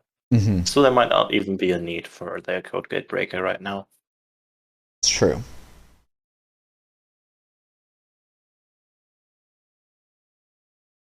Yeah, I think, as Armin, I think you're in a pretty fine spot, all things considered, right? You have lost 2 Analytic Voids, but you've got a Spin Doctor rezzed and ready to shuffle them back in. And you're going to have a lot of money for quite a while, it seems, because Space Cowboy's economy is struggling a little bit. Yeah, I'm surprised that Armin didn't choose to shuffle them back right away at last turn, basically. Okay, he's choosing to do so now. Yeah, so I'm wondering if he was waiting till he drew something a little bit more. Oh, we're getting all the value now. Both subliminals back, play subliminal.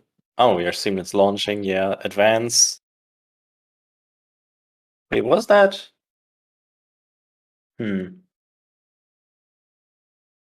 Oh, I guess no, it's just seamless launch, advance. Operation. That's just what the turn was, and then I was wondering if there was like a way to also squeeze out a Mirromorph trigger here, but I don't think there is, since you are taking, basically.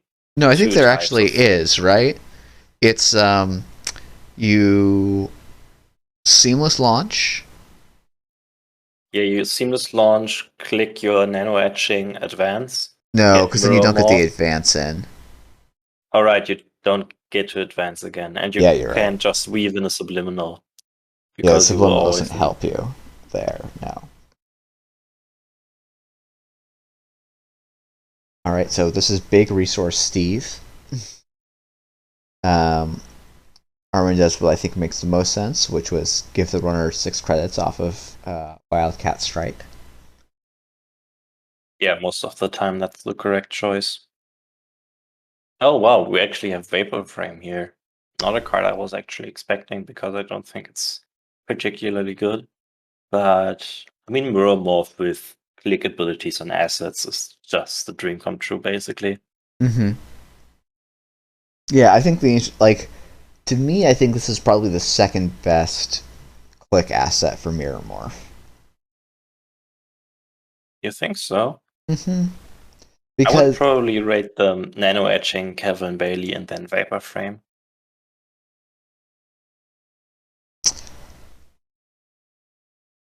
Yeah, maybe that's more right. As I think about it a little bit more, I guess the thing to me is that Vapor Frame allows you to quickly build and rebuild a board state. I generally like playing a little more aggressively as the corporation, and so it lets you play Like Vapor Frame Fabricator sort of lets you become Asa while still being Mirrormorph. That is true, actually. Yeah, maybe Vapor Frame. It's just that the raise numbers and like are like worse on Vapor Frame than they are on Calvin Bailey. I think Calvin Bailey is also 0 to res if I remember correctly. Yeah.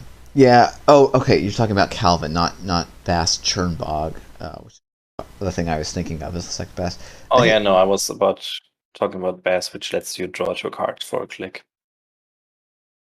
Ooh, we are going in. It's a very expensive way to deal with a magnet. It's a permanent way to deal with a magnet, though. That's true. Yeah, but this is interesting. I'm wondering if they are just playing a hard femme fatale, or if there is actually a way in their deck to cheat it back into play with something like a Jewel Run. Yeah, I wonder. Like, because that you do have enough money in a lot of criminal decks to just play hard femme fatales potentially, and it does. Like dealing with It is a beast, yeah. dealing with like a Pharaohs with a femme fatale is pretty like it's very you spent 9, they spent 7, but it's much cheaper than it would be normally. I mean, if they are advancing that Pharaohs, then it's actually 10 for 10, and they spend 4 clicks on that card, and you only spend 1. Yeah. So that is actually a very great trade-off for you. But yeah, they are on a lot of money with both Liberateds and playing some Wildcat Strikes. This seems to be like a very Anarch Steve list, because so far I've only seen Anarch influence. Mm-hmm. I think that makes a lot of sense. There's not a lot in Shaper you really want. They're very much echoing the Slums Castaway of card evaluation, aka Shaper sucks. Some of the best cards ever have been Shaper, but you just played them in other factions that did well. I'm working on a video for like what cards to be aware of when you make the transition from startup to standard, and my section on Shapers is a whole 2 cards long. Yeah, what is it? It's Ngolo, and then what else? I had to stretch, and I wanted to include at least one ID from every faction, so Wu made the cut. Well, okay, I guess that is a card. I think actually, is there anything I can remember that's in standard that's not in startup in Shaper aside from? No, I guess the most Shaper card in startup actually that in standard that isn't in startup would be Harbinger, which is an Apex card. Yeah, and I'm not even convinced that engine is terribly good right now, because part of what made it good was that you were spending half a click rather than a full click to install Harbinger. If you play the good ID, yeah. Yeah, and like a click for 3 credits is okay. Half a click for 3 credits is like where you want to be, I think, a lot of the time. Mm-hmm. And so with our dearly departed Universal Scholar, I think we're in a bit of a rough place.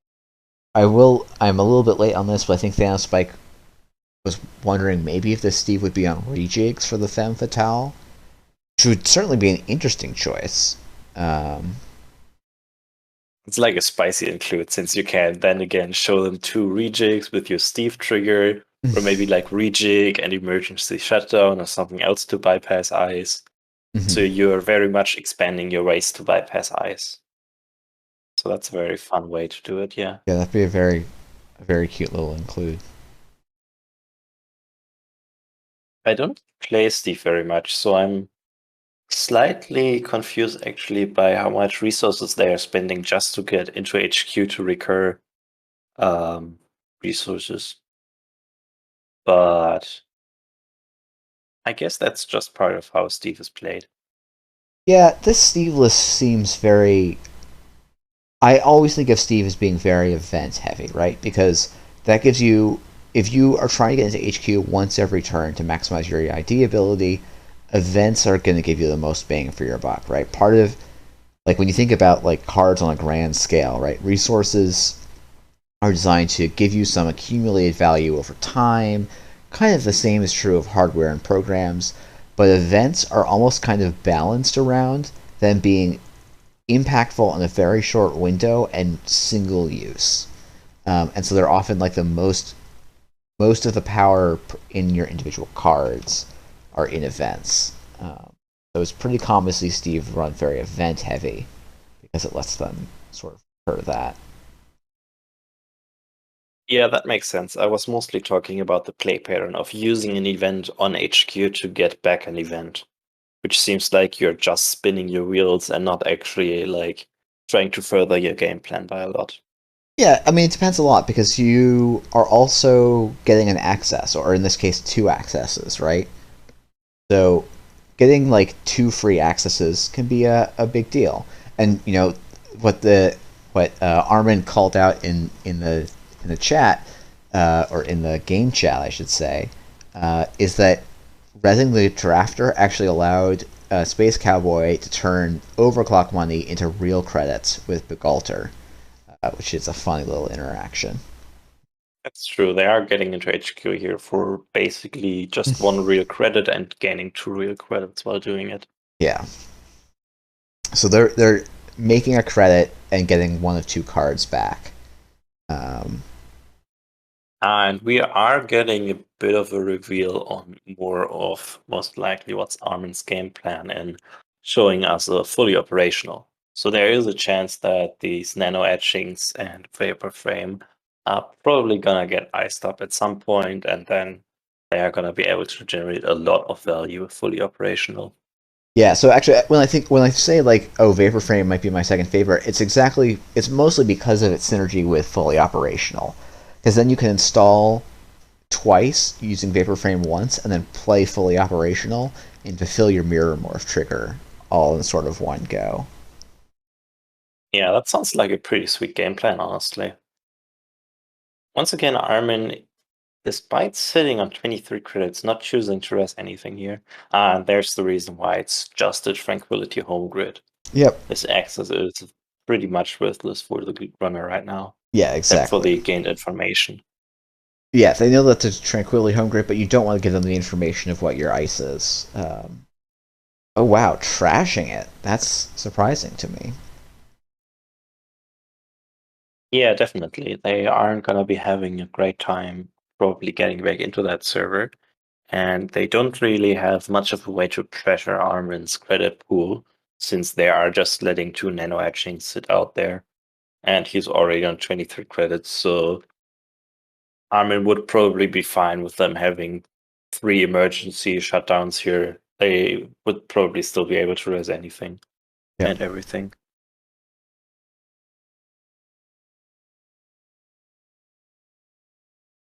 All right, so we continue going wide as Mirrormorph. Installing something new in server 2. If I'm Armin here, I'm looking to push because Space Cowboys got very, very little in the way of economy, and it seems like not a lot of ways to recover some of this economy too. But, It's true, but I wouldn't be too sure if server 2 at this point already is an agenda, because after they installed, they chose to draw with fully operational first. Mm-hmm. So that might imply that it is just another defensive upgrade instead of anything else. Yeah, that makes some sense.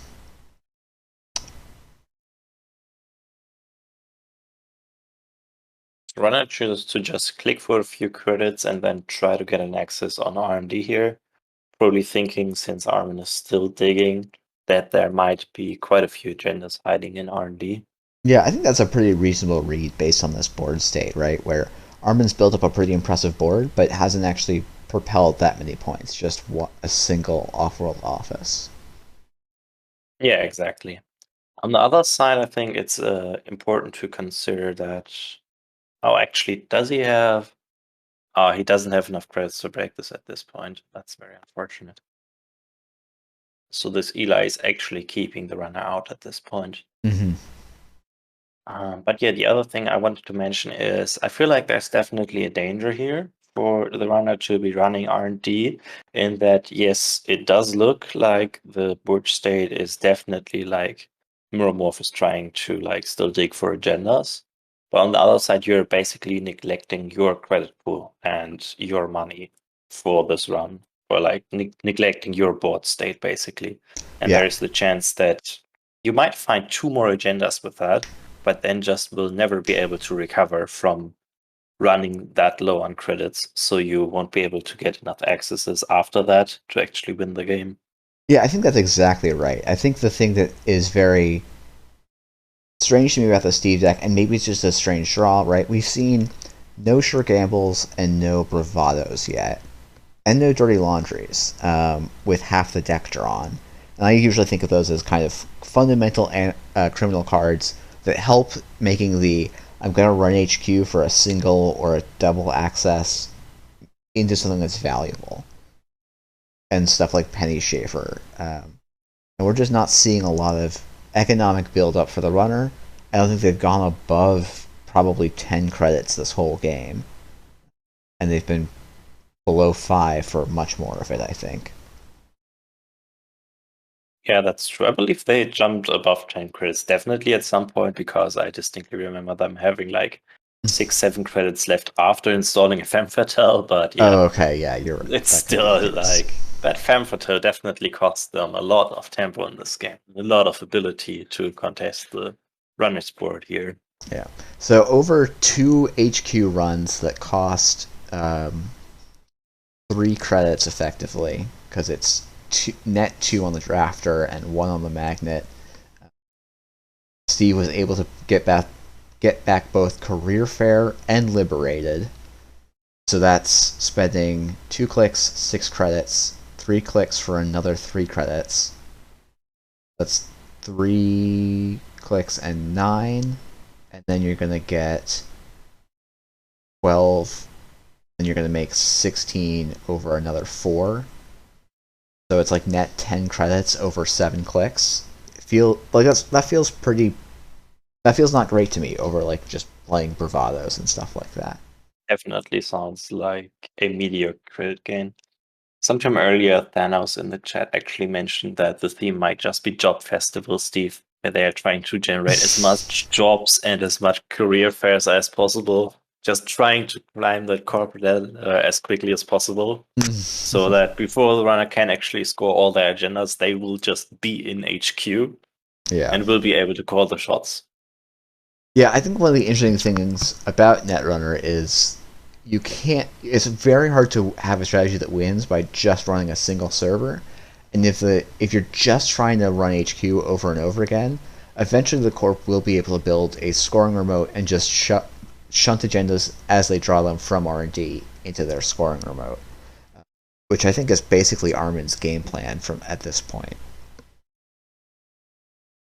Yeah, exactly. It's like the HQ accesses. HQ definitely is the server that changes in value the most over the course of the game. Mm-hmm. Like, I mean, obviously the remote changes a lot as well, but that's because there can only be up to like 3 or 4 cards in the remote.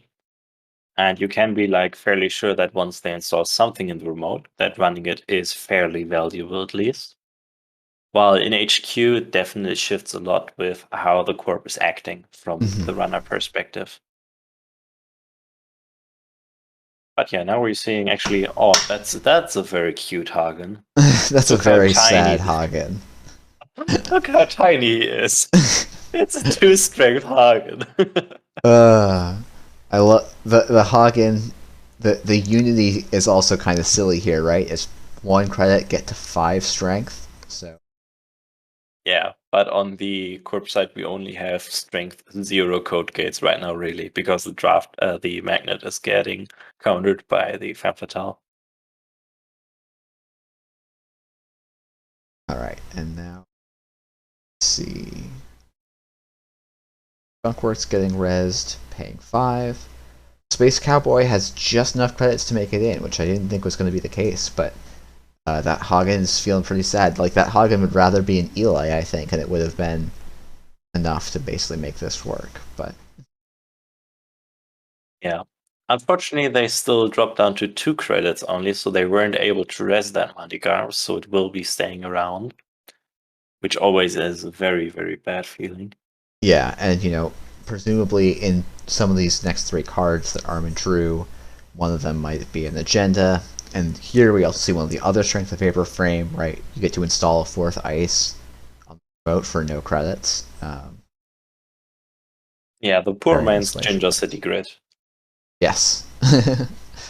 It's both expensive and less click effective, but it gets the job done.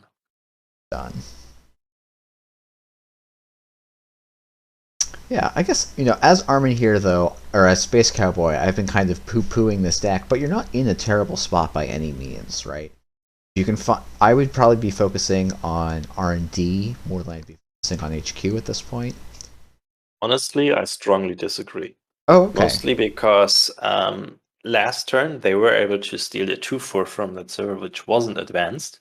And now there is another card in there which is advanced. So last turn implied that they are holding a seamless launch, and this implies that it's a 3/2 that a 5/3 that they are planning to score with said seamless launch. So Armin is threatening the win here. That's a and they great don't call. really have enough credits to contest right now.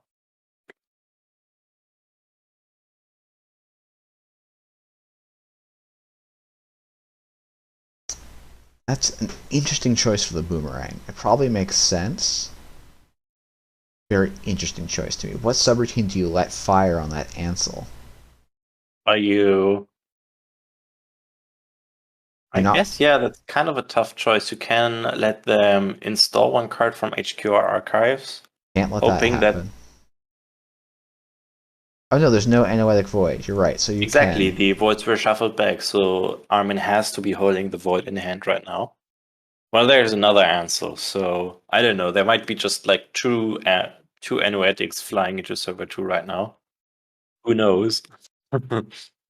Otherwise, yeah, that's probably like the best one to let fire.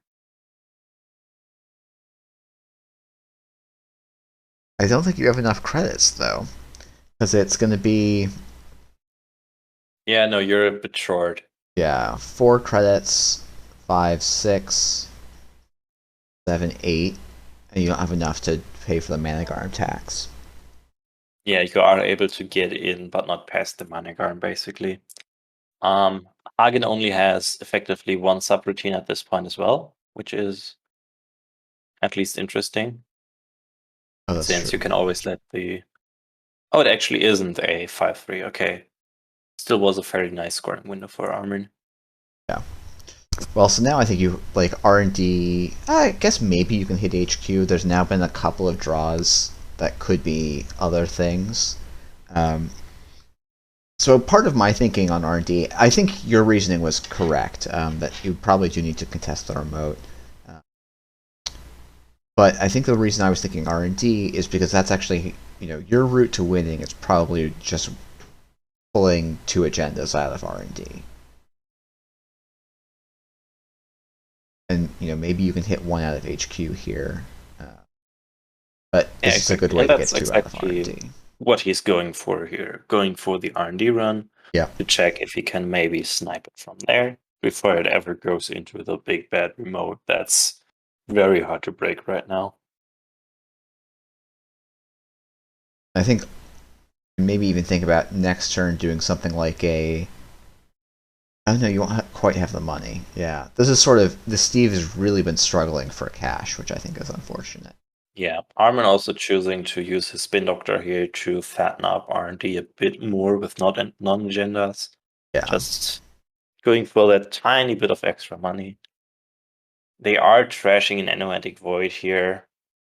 Honestly, there might actually be a point here to not trash it, to just like let them not see any deeper. Yeah. But yeah, it's a very tough spot at this point. Armin made a really nice play with installing that agenda and advancing it once, forcing them basically to run it. Yeah, threatening that as the 5/3 is a big deal for sure.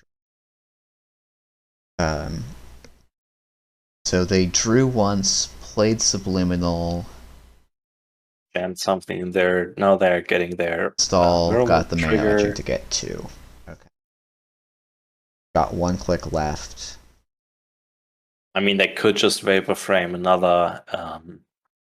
Yeah, exactly. Another ice I was RD, also yeah. probably not on server 2. Just put it on R&D. Yeah, server 2 is... there's not enough tricks that the runner can have to get to go from 0 credits to dealing with Manic Arm and 2 Ansels in 1 turn. Exactly. They would need to have some way to generate. There's just no way to generate that much money from 0 credits outside of some very, very obscure combos, basically. Or Stim Hack. Yeah, I believe if they played a Stimek here, you would probably have something to say about that. Yeah, it would be quite something. And that's how they got around the JNet, allowing them having an illegal deck. All sorts of questions for him. But actually, I'm just now noticing Armin is playing the full 3 subliminal messaging here. yeah, Wow. That's a lot. I mean, I love that card in Mirrormorph. Oh, wow. Actually, looks like it isn't the agenda in server 2 right now. Maybe it was a second Anoetic Void or something. Or it could be a Tranquility Home Grid, I think, actually. Both of those. Exactly. One of those 2 upgrades. Yeah.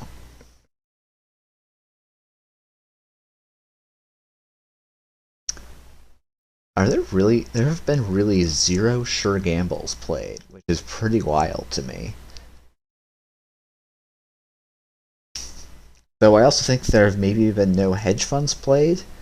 So this is just, this is a sort of tangential to standard econ package, I guess, for both players. That is true. Oh no, I believe Armin played. Well, we definitely saw one in HQ at some point, since they did access it. But yeah, Corp hand is filling up like crazy right now. Oh, you're right. This there was definitely is looking like a CI7 type of hand.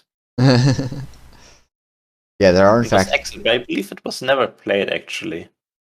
Yeah, there are. I think there are 2 access. actually sitting. I think there might be 2 sitting in HQ.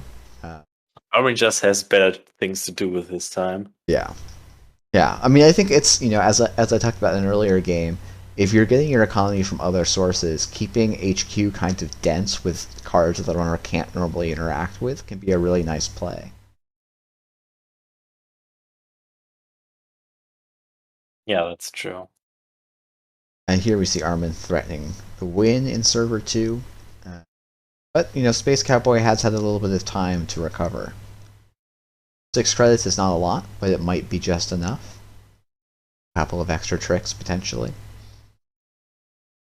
Yeah, something like some way to generate money would be like great here. I wonder if there could be a third something like overclock, but Bravado exactly also something might like do that stuff. Bravado HQ. Unfortunately, there's only one inside job, but he could just use Steve to show them both inside job and overclock. Yep. Which is probably what's going to happen here. Yeah, I think that makes a lot of sense. They end up being almost identical. End effect. Yeah, the issue is obviously that you've already broken Sentry now, so Bogota is looking quite a bit worse. You won't be getting the refund from Bogota True. on the Ansel breaks now. Is there actually a point in using... Nah, Femme Fatale is just too inefficient to be used instead. Interesting that they went with showing Jailbreak instead. Show Jailbreak and Inside Job. I think if they had done Overclock, because basically they spend 1 credit on Overclock, and so they basically spend 2 credits to break the Ansel, so it basically functions exactly as an inside job. And then they could let us. I guess they are on the hard read here that the other upgrade in server 2 is just the Anoetic Void. Yeah. So they probably just wouldn't ever be able to get in. Mm-hmm. So they chose to instead go for the play which allows them to maybe have a shot at winning anyways. Mm-hmm.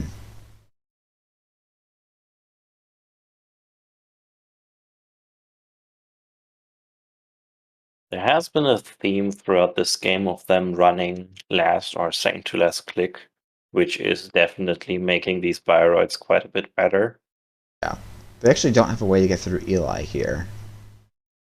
No, I believe they are just locked out of all of the servers at this point.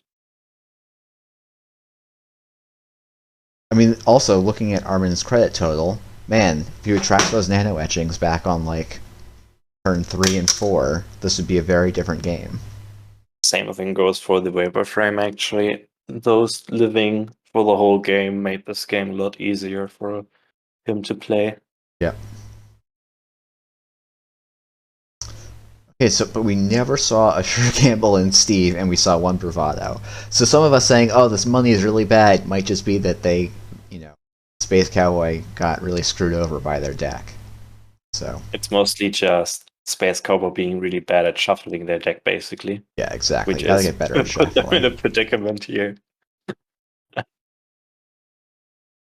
Right, do we have any other games going? I believe that actually was the longest game this round. Yep, I think so. Definitely was a good one, though. Both players having quite a few chances in that game.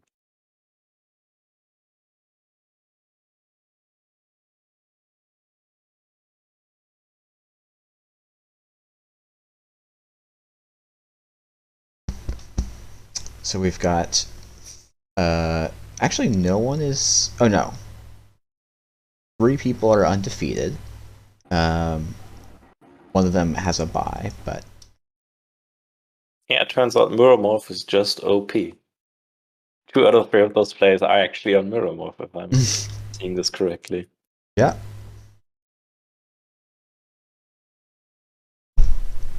Yeah, I'll pull up the standings. So yeah, we've got a GameNet and 2 Mirrormorphs, and then 1 Zahya, 1 Tao, and 1 Hoshiko, all undefeated. Looks like Beautiful. Yeah, it looks like so both Zach and Armin Firecracker played 1 extra corp game, and then Yu has won 1 game with each of their decks. Then we've got a bunch of people 2 and 1 with +1 runner games, and then a bunch of people corp games at 1 and 2. Maybe it's a runner meta, or maybe it's a corp meta. Who knows? But I'll have to do the post tournament analysis. Also, maybe make a stats page on Aesop's tables. Yes, please. More spreadsheets, please. Yes, Can't live without them spreadsheets. Well, actually, I should shout out the Always Be Running team, and in particular, I think it was someone updated Always Be Running so that it now imports and round by round shows single-sided Swiss. So Necro did report for my JSON reports, so you see exactly which side each person played instead of just that they played. Oh, that's sweet. Yeah. So, should we go to table? Let's see, what's table 1? Yu versus Armin Firecracker. Yu with Armin. Yeah, and Yu is on Mirrormorph, so we can see both of the Mirrormorph decks if we want to. And then I should. Yeah, sure. Let's have a look at that. Actually, that game isn't up yet. Yep. So we'll have to wait for a hot minute. And just a reminder, after round 4, there's going to be a 15-minute break.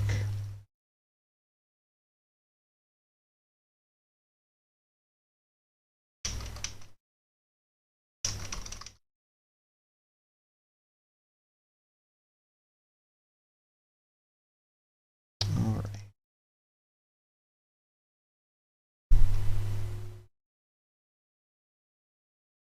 Doing crypto doge.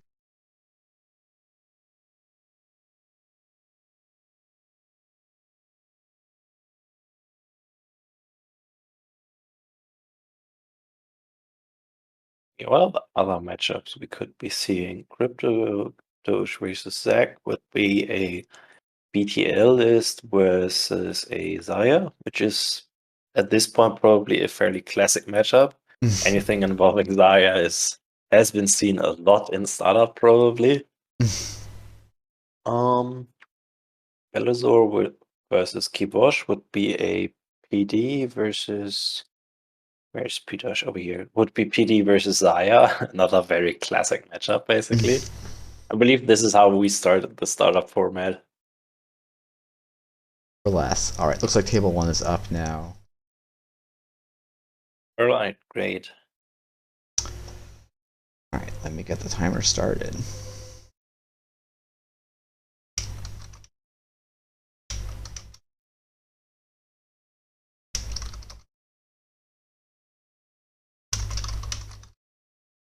Alright, so we haven't seen any Tau yet. Armin's been doing... is 1 for 1 on their Tau games so far. Wow, the Corp going nuts turn 1 with seeing... Did they choose the mulligan? Could this be a mulligan hand? Yes, they did take a mulligan and didn't like their hand, so they chose to instantly draw some more of the red level and then sprint it all away and basically took a third mulligan on turn 1.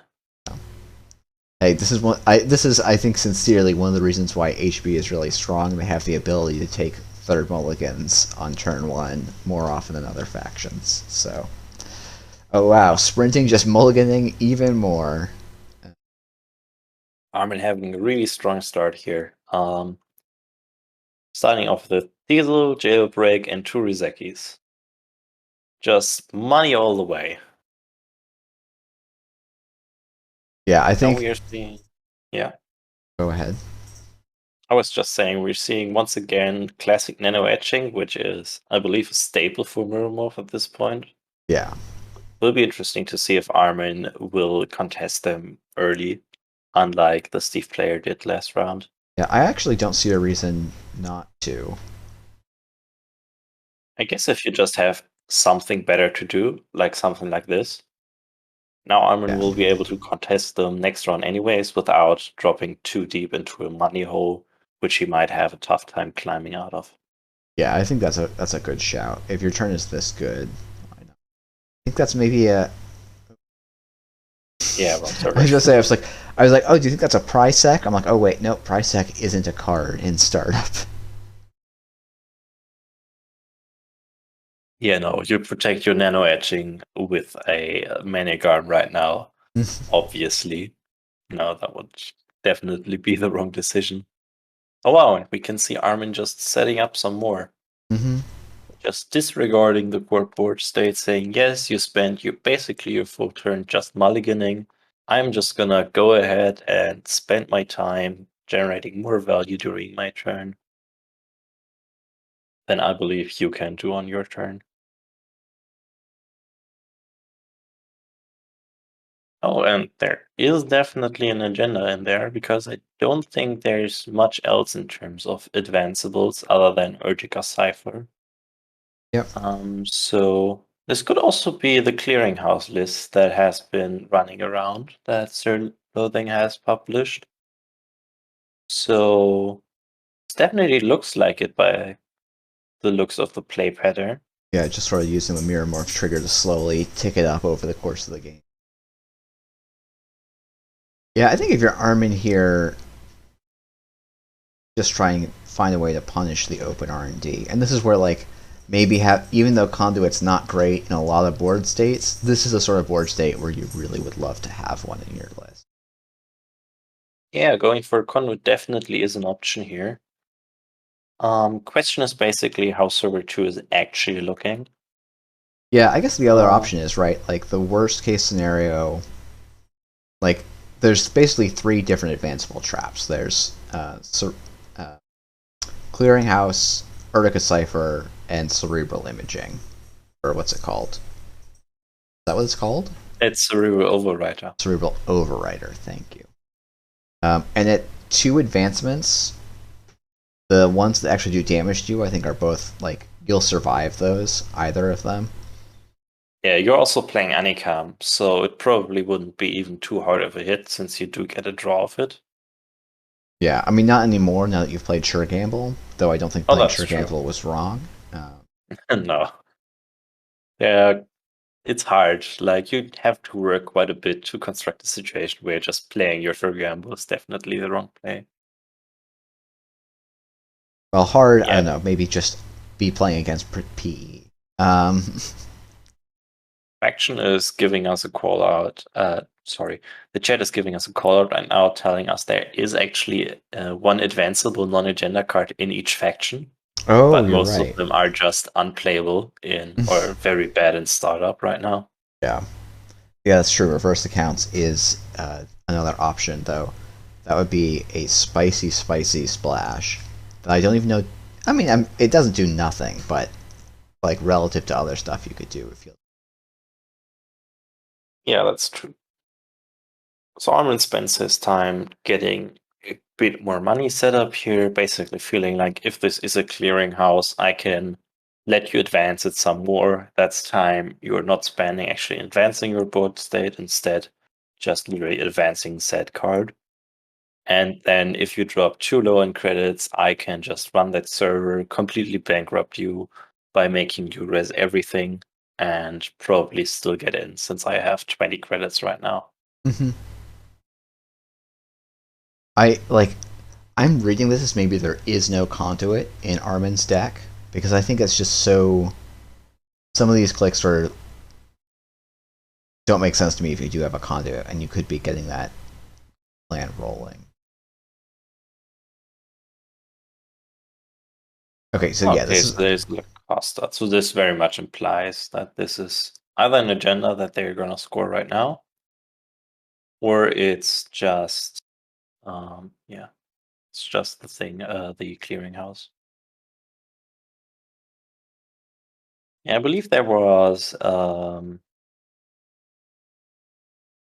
believe Armin's concern probably what was that if this is a clearinghouse and they were to somewhat shape for a conduit at this point, they don't have any other breakers, and if they do get enough counters on that clearinghouse, they wouldn't be able to get that access to actually trash it at any point. So it's fairly likely that they aren't able to actually get enough accesses before they just die to the clearinghouse. Also, Thanos once again in chat is saying that Anycom does suggest that there might be multi-access in the form of events instead. Mhm. For example, with them having 2 Rizekis installed right now, there could be a Kushuk plan. Oh, that's a good. Yeah, Kushik is another good way. Oh, So I and guess. Armin's Yeah. smartly using the SMC to get the third breaker out and using the simul chip to then install the Pagoda from the heap for free. Yep. To break this Ansel very cheaply. Yeah, no, that was a very nice play. Then you just, I think you maybe even just pay the 2 clicks here. I don't see why you would have to pay credits. Weeble, my point with Conduit was not so much last turn, but the turn before this. There was only. There were quite a few turns where that clearinghouse was sitting around with just 0 counters, then just 1 counter, and then now 3 counters, and then 5. Yeah. So there definitely was enough time for Armin to, basically abuse the open RD. Yeah, so like if the Conduit had been down, Armin could have, if you hadn't changed the way that he played any of his turns, Armin could easily have a 7 to 8 counter Conduit going. At which point you probably can see enough cards to trash and steal that it doesn't really so much. Yes, Armin now, once again, both players are bouncing back from their money. Armin's still choosing not to contest this nano etching, which I'm not too sure about. Yeah, since both players are trying to bounce back from money, getting rid of that card sounds like a good thing to do. I agree. At least on paper. Yeah, I think there's the loss aversion of like, well, when the exact turn I do it, it's worse for me. But 2 turns down the road, you come out ahead. So it's trying to like keep that judging going. And maybe even just okay, yeah, it makes some sense to try and get the corp to spend some money first before you go and trash the nano etching as well. Okay, so they do choose to get rid of it at this point. Since they face checked onto HQ, we're able to make them spend even more money there without actually getting punished in any way. So then Armin chose to get rid of this nano etching now. Okay, Armin so doing a bit of swip swap here. just Weeble was saying, that he doesn't think you'd have time to steal 7 points with 9 of them being Vashron on the deck.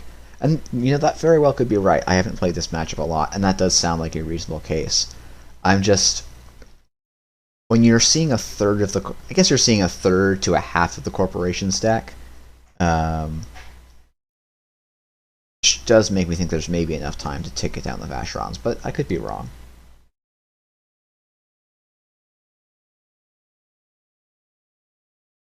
Yeah, there is being... I'm not sure actually on the Tau swap at this point. I probably would have instead chose to swap the Ansel over to HQ and the Eli onto server 2 to be able to weaken their remote quite a bit. Yeah, I think I would agree with you there. And like if Armin is on like a legwork, going through once or twice is not, it's better than trying to do it through the remote where raked over it again and again and again. Ah, nice. There's a nice agenda.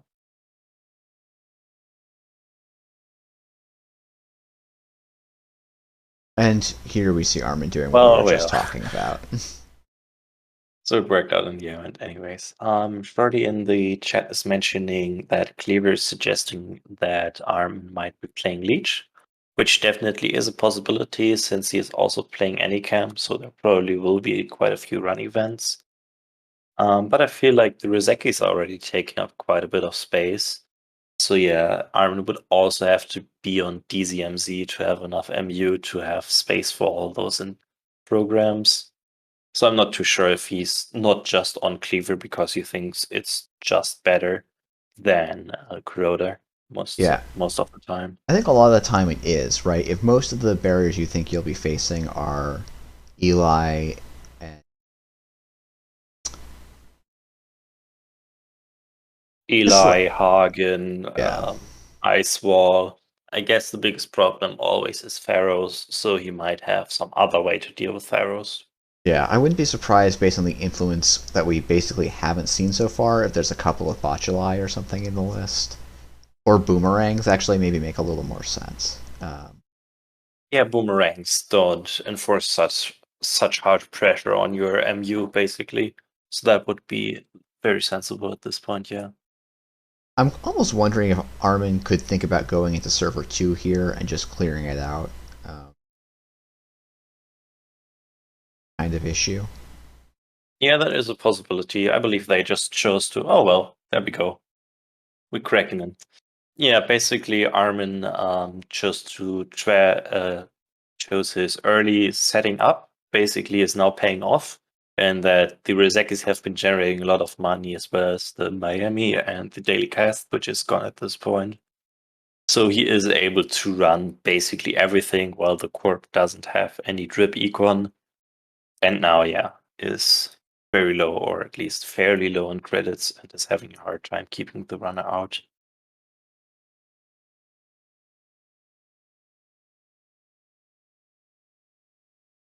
Yeah, so this is, I think this is like a fairly normal problem to have with Mirrormorph, in that Mirrormorph is definitely an ID which is looking to accelerate itself, in that it needs to do like 3 different actions each turn, otherwise your ID is blank. So Mirrormorph is running really well when everything is well. Mm-hmm. And Mirrormorph is running a lot worse than quote-unquote normal, or at least other corps. We are seeing actually DZMZ and Leech here, which is something that Shorty was suggesting. Yeah. It'll probably get them a long way, right? Because that takes Eli from 3 credits down to 1 credit and 1. Which you're getting back on most other runs anyways. So yeah.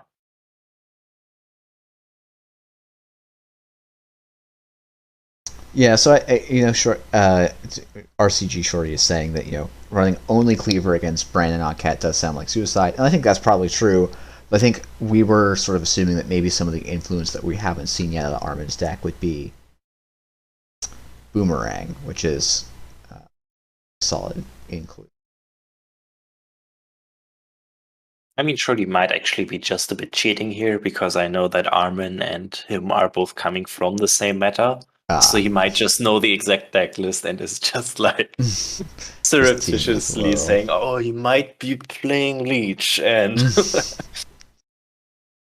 this does look to me like at some point we're gonna land a Kashyyyk. Lucky Charm is some really nice tech for. I can zoom in now. For yeah, the kind of Anoetic Void.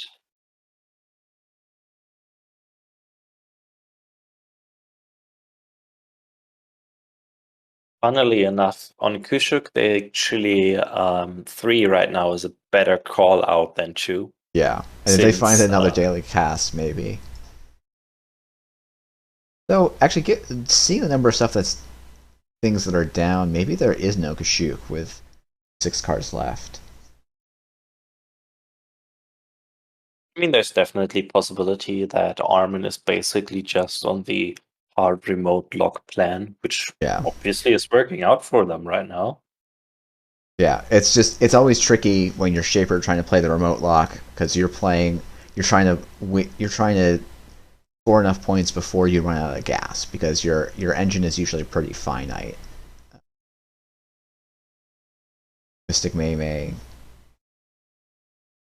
and your events are finite. There might be a Harmony. I think I've seen Armin talk positively of Harmony, and I think it can make sense in some of these lists.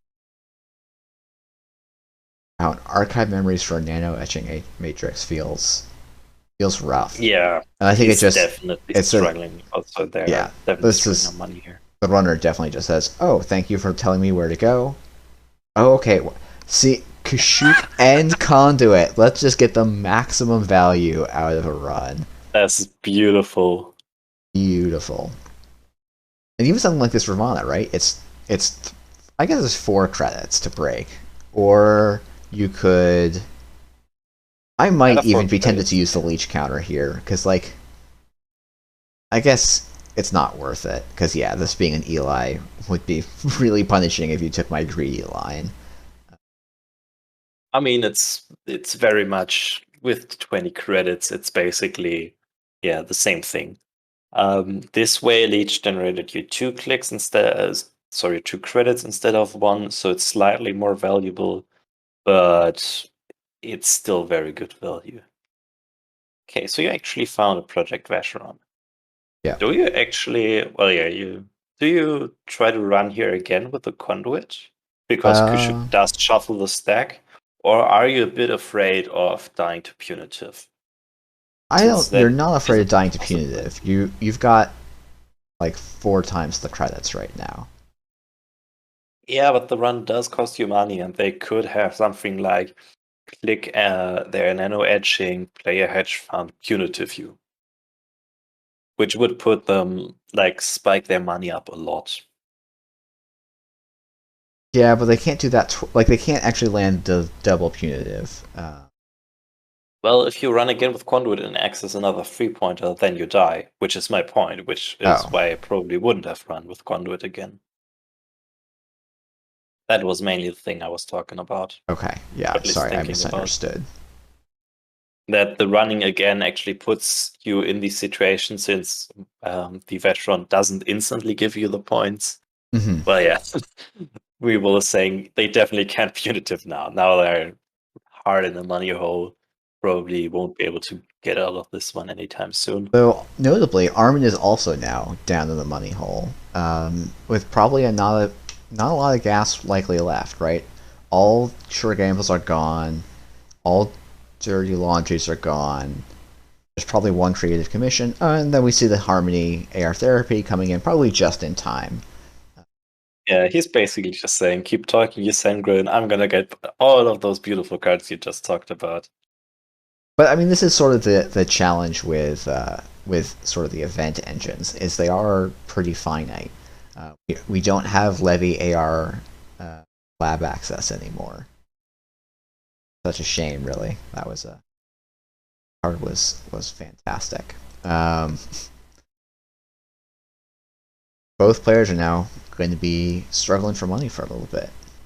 But I think, this board state, I would much rather be Armin, even if you have to spend most of the rest of the game clicking for credits. So Yeah, he doesn't even need to spend even just one dirty laundry into archives here gets him both a leech counter and the money, and the Rezek is also paying out. So I think he's pretty good on money, actually, especially since the leech, after running archive twice, is making the R&D run quite a bit cheaper. mm-hmm.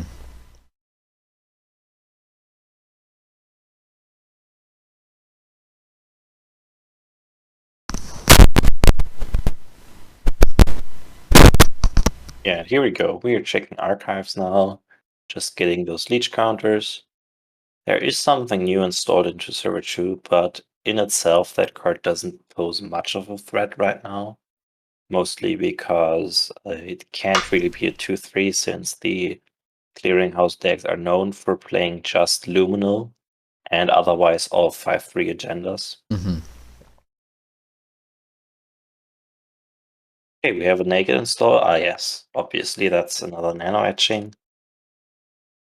I don't think you mind trashing this though, as Armin.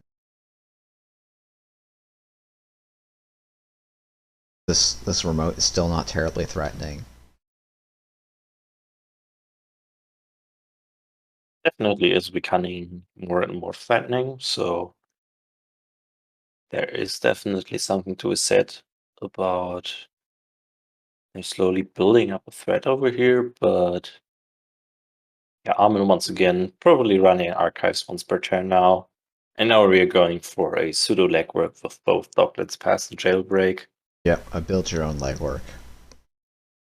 Costing him 2 credits here to get into HQ with the leech counters. Finding another next activation, probably trashing that. Yeah. Oh, and there's send the a winning message. agenda. Yeah, it was going to be there with only 16 cards left in the deck. There was not going to be a lot. It had to be somewhere, right? It's sort of it had to be. So you has to somehow win the game from 11 credits, presumably no agenda installed. Yeah, they are saying GG here. They probably don't have any way to try and facilitate a punitive kill here, so they're probably just lost.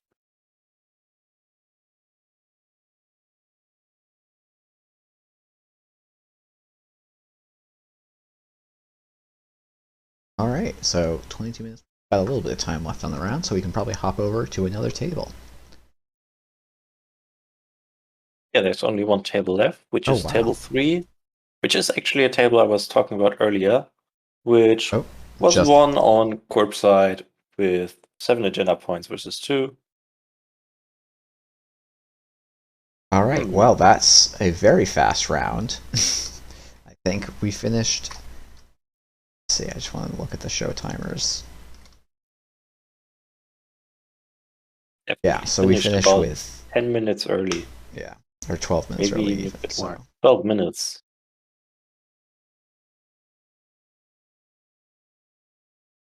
Timer, 15 minutes.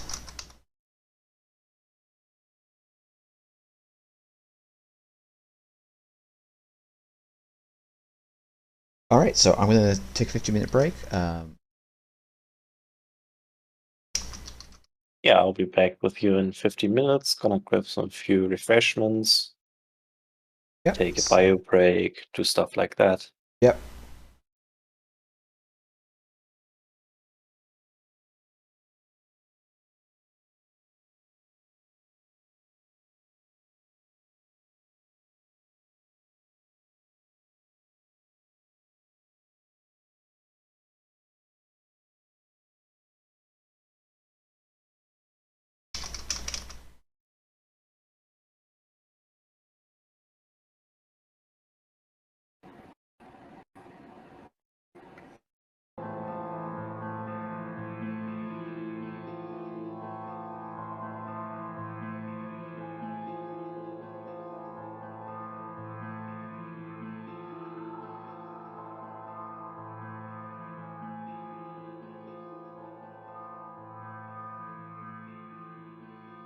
because I want to see what they came up with. I think Jinteki is most favor, or like the best Jinteki builds are like the Prana Condenser list, which Mhm. still are a bit high roady since you need to find that card for the deck to really work. But I think it's like a very interesting deck archetype.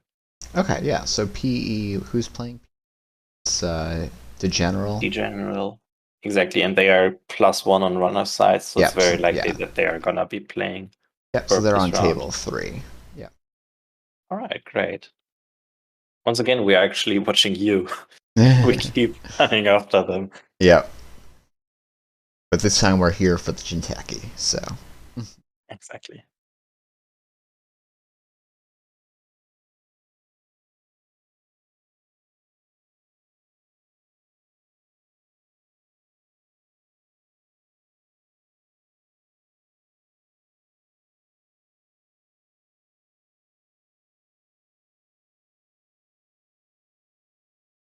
Got 2 round 5 table 5s, so presumably someone made a mistake, but that's not a big deal. Others seem to have figured it out. Yeah, they figured out where they're supposed to be going. Okay, so yeah, there's one of the table 5 is supposed to be a table 6, but it doesn't.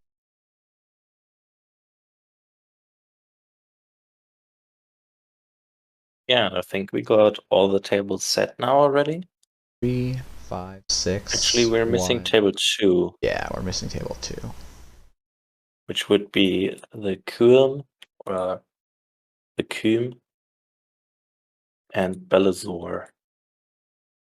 Just a moment.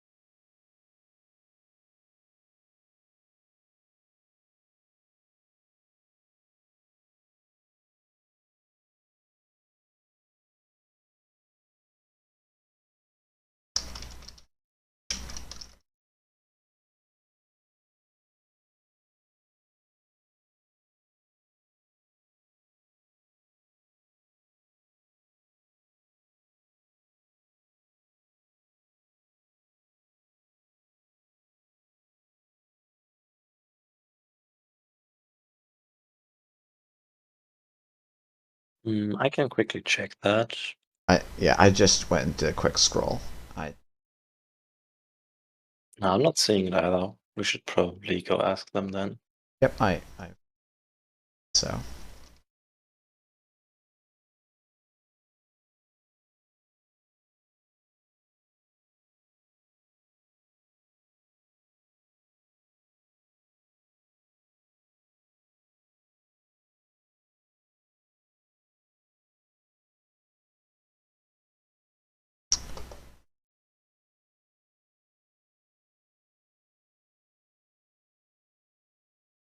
$5 late.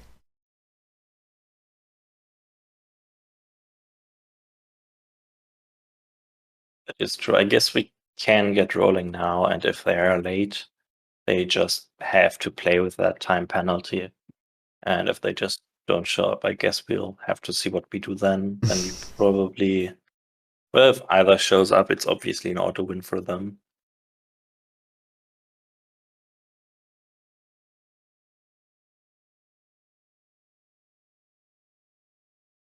Oh, by the way, there's one question I'm actually just now remembering, which has always had me confused about Netrunner tournament structure. Why is it that we get to choose mulligans before a round actually starts? Isn't that technically also a game action? I think it is a game action, but I think it's just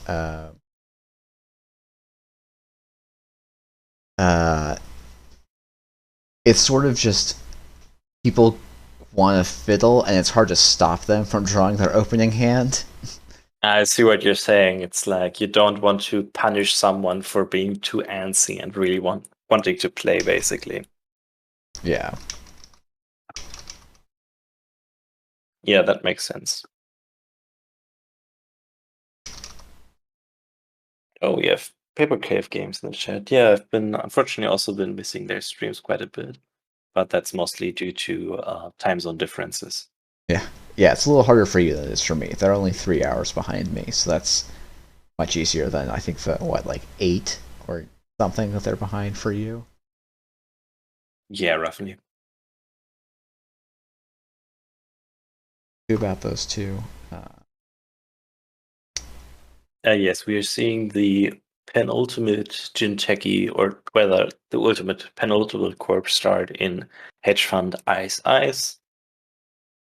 Runner actually choosing to go for very early pressure with a boomerang, while sure gamble into a boomerang run on RMD, hoping to maybe tax them quite a bit on their central servers for now. I mean, Engram Flush and PE is a great reason to be PE. This card is no longer legal in standard because it's a pretty wildly strong piece of ice. And so if you're gonna make it work in startup, these two cards, like this is how you, these two cards I think make each other work more so than. Oh, and we are seeing Jinteki instantly starting with the mind games. Install, advance. Will we see a run? Do we get something installed? We don't see a run, okay. We see the Sentry Breaker install, which I think makes a lot. I feel like generally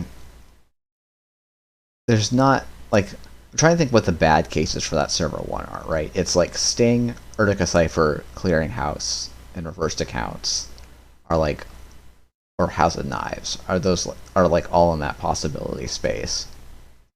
Yeah, exactly. One of the 1-3 agendas from Jinteki, or just the Urtica Cipher. Actually, is Ronin legal in startup? I believe it is, right? Is Ronin a possibility? Let me quickly look that up. Ronin is legal, actually. You could do Ronin stuff. It's hard to get a lethal with Ronin, but maybe you can. Yeah, unfortunately, we're missing dedication ceremony, so it's. I guess you can try to do something with seamless launch, but that's still quite a lot harder to set up.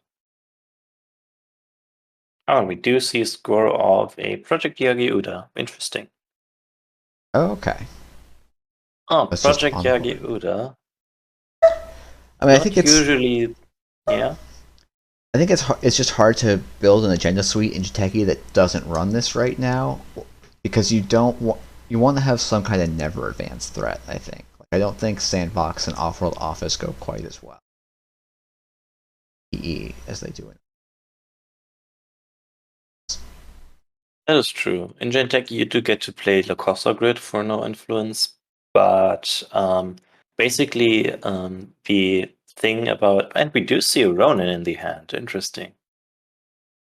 And the thing about what Project Uda mostly is telling me that it's most likely not a Prana condenser list, since most Prana condenser lists that I've been seeing have been playing what is it? Just Nisei Mark IIs and just 1 pointers from that point on. Oh, interesting. So they are playing a total of 12 agendas just to be able to maximize value from your ID and Prana condenser. Usually the playstyle you're hoping to achieve with Prana condensers to have it like in a remote and protected, and single install completely nakedly your 1 pointers. So they do steal it, but you do get the Prana condenser money and the counter. And basically, you get enough counters to kill them before they can steal enough agendas. But that's obviously not the game plan here. We see the good old install, advance again. Now, since we also have gotten the information from the celebrity gift, it's basically the 50-50 between Urtica Cipher and Longevity Serum at this point. Or Ronin, maybe? I guess there's Sting, also the too. option for Ronin. Like Sting might be the one I would look at as the corp to install there, because it's very much a I win no matter what happens.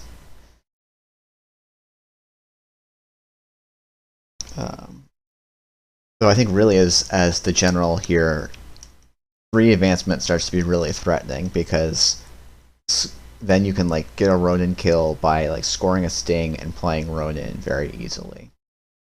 Yeah, exactly. Then you can, I guess, yeah, 3 points is always the inflection point. Right now, there's still advance, Res Ronin activated if you're below 3 cards, but you is most likely aware of that threat and will never go below set 3 cards. Just keep going. Just keep going. Exactly. This is actually threatening the mythical advance, 3 different cards next turn play. This is also threatening this advance,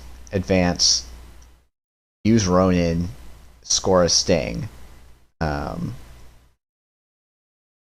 no, you need 3 counters on either of those. Yep. So you're. Or are you saying after my suggested next turn? No, so your next turn is advance your Ronin once, advance your Sting once, score the Sting, click the Ronin.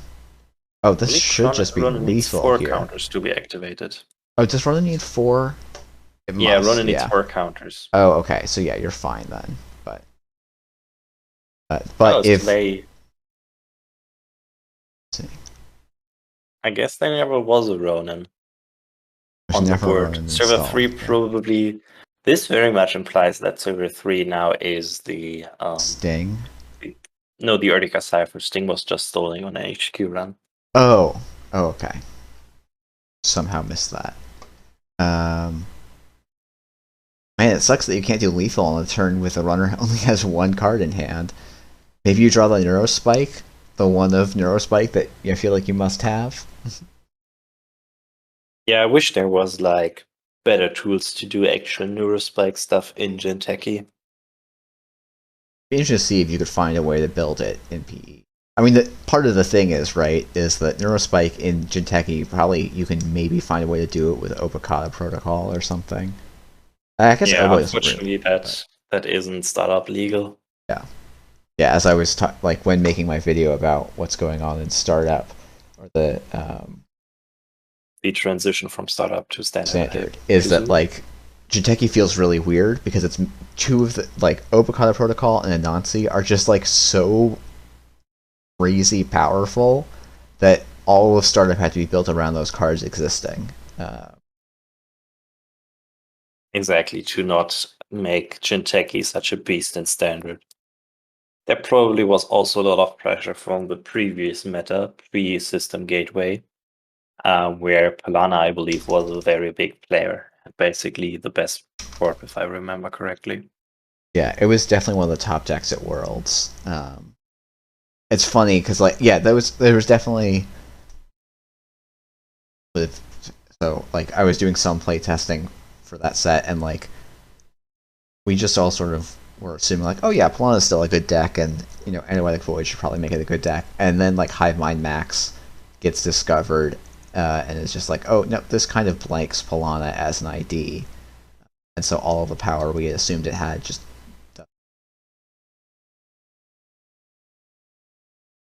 Yeah, what I would have honestly loved to see in System Gateway as a reprint would have been Neural EMP for Jinteki to be a bit more playable in startup.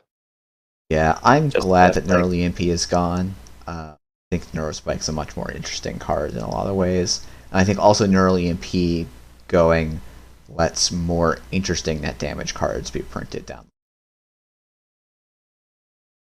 That is true, that is true. It's just that I always felt like the tool whenever I was trying to build like a PE kill deck, that was the one thing I was missing, like some way to deal that 1 extra damage. Yeah.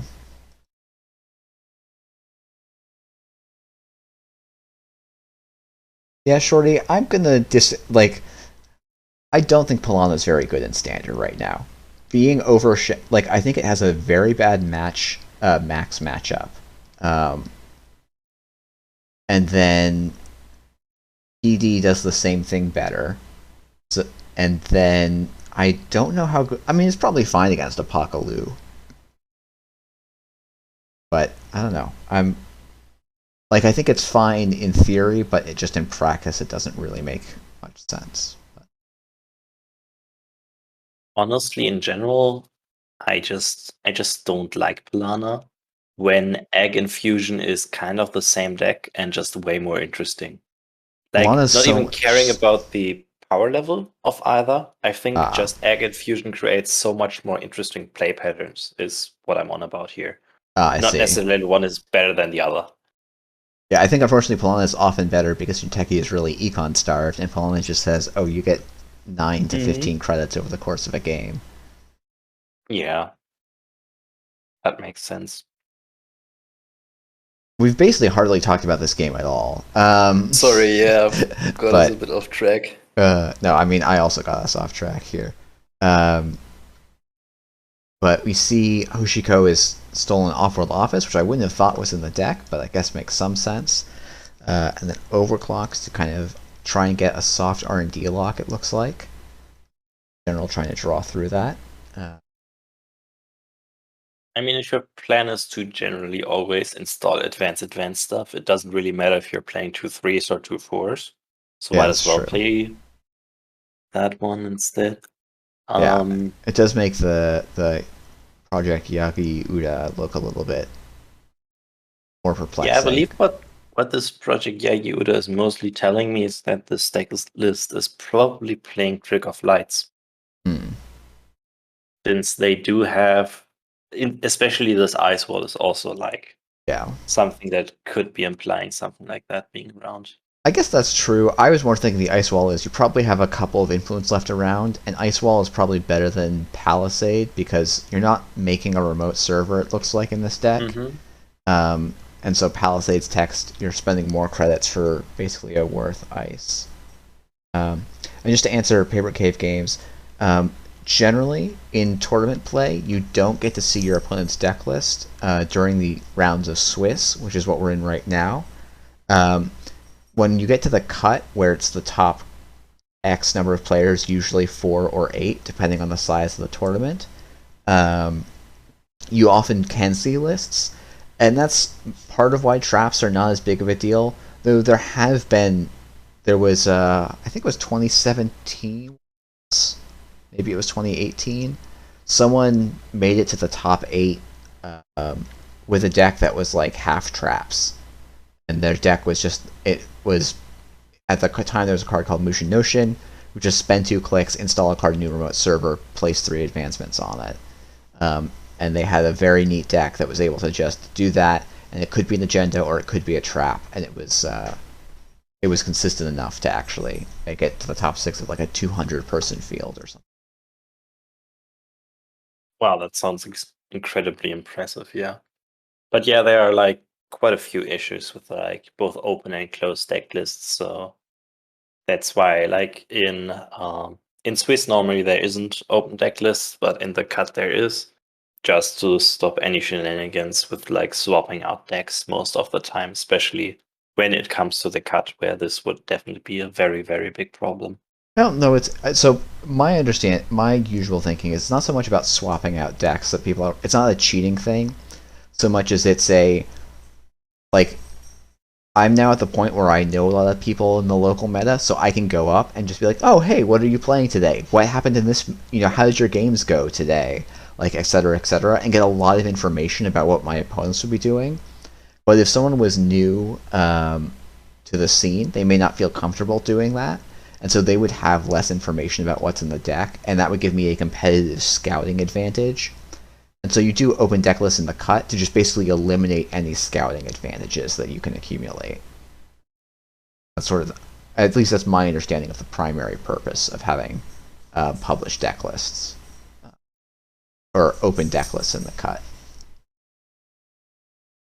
And yes, some tournaments actually don't check deck lists. A lot of casual stuff doesn't. I was just writing that in check, that it mostly depends on event size. Like in this type of small monthly startup tournament where there aren't actually any prizes, there actually isn't. I am running prizes actually. Everyone's gonna we are having some prizes. It's cheap enough for me to mail even to people around the world. Like the prize pack was pretty cheap, and mail costs are not immense. If people want to donate, I have a link in the Always Be Running page, but it's not really it's open to people. But why am I commentating then? I could have known this ahead of time. Why am I not playing? Oh. What a throw by me. Yeah, the prizing is a full bleed send a message and a full bleed jailbreak as a participation, or top 15, but that's participation in all of these so far. And then top 3 get a double-sided POW Zahya and a double-sided Built to Last ED.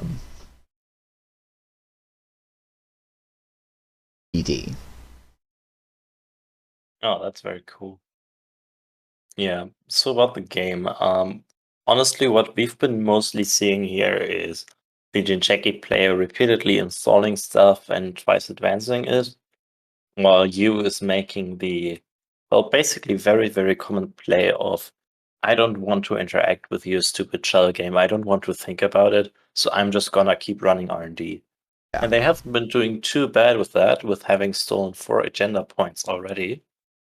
Unfortunately, that deck is getting quite low with only 7 cards remaining by now. Oh, yeah.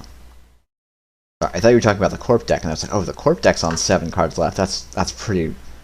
That's almost... That's no, really we are bad, talking but, about the runner here. Yeah. Which is quite good for the Corp, actually. Yeah, the runner is running out of cards, but it seems like they should be able to... Like, I would assume they have enough gas in the tank. I might even not install the Paladin, because you're basically at the point where you can click for credits. Probably make it. Yeah, unfortunately, what you was complaining about in the chat just a minute ago is when they stole that House of Knives, they got what I presume is their biggest econ in hand, their liberated account knocked out of hand, which obviously is quite annoying. Yeah. Oh, I guess one of the weird things here is that DreamNet is forcing you to go through his deck. Exactly, it's like quite annoying actually at this point that you're drawing so many cards.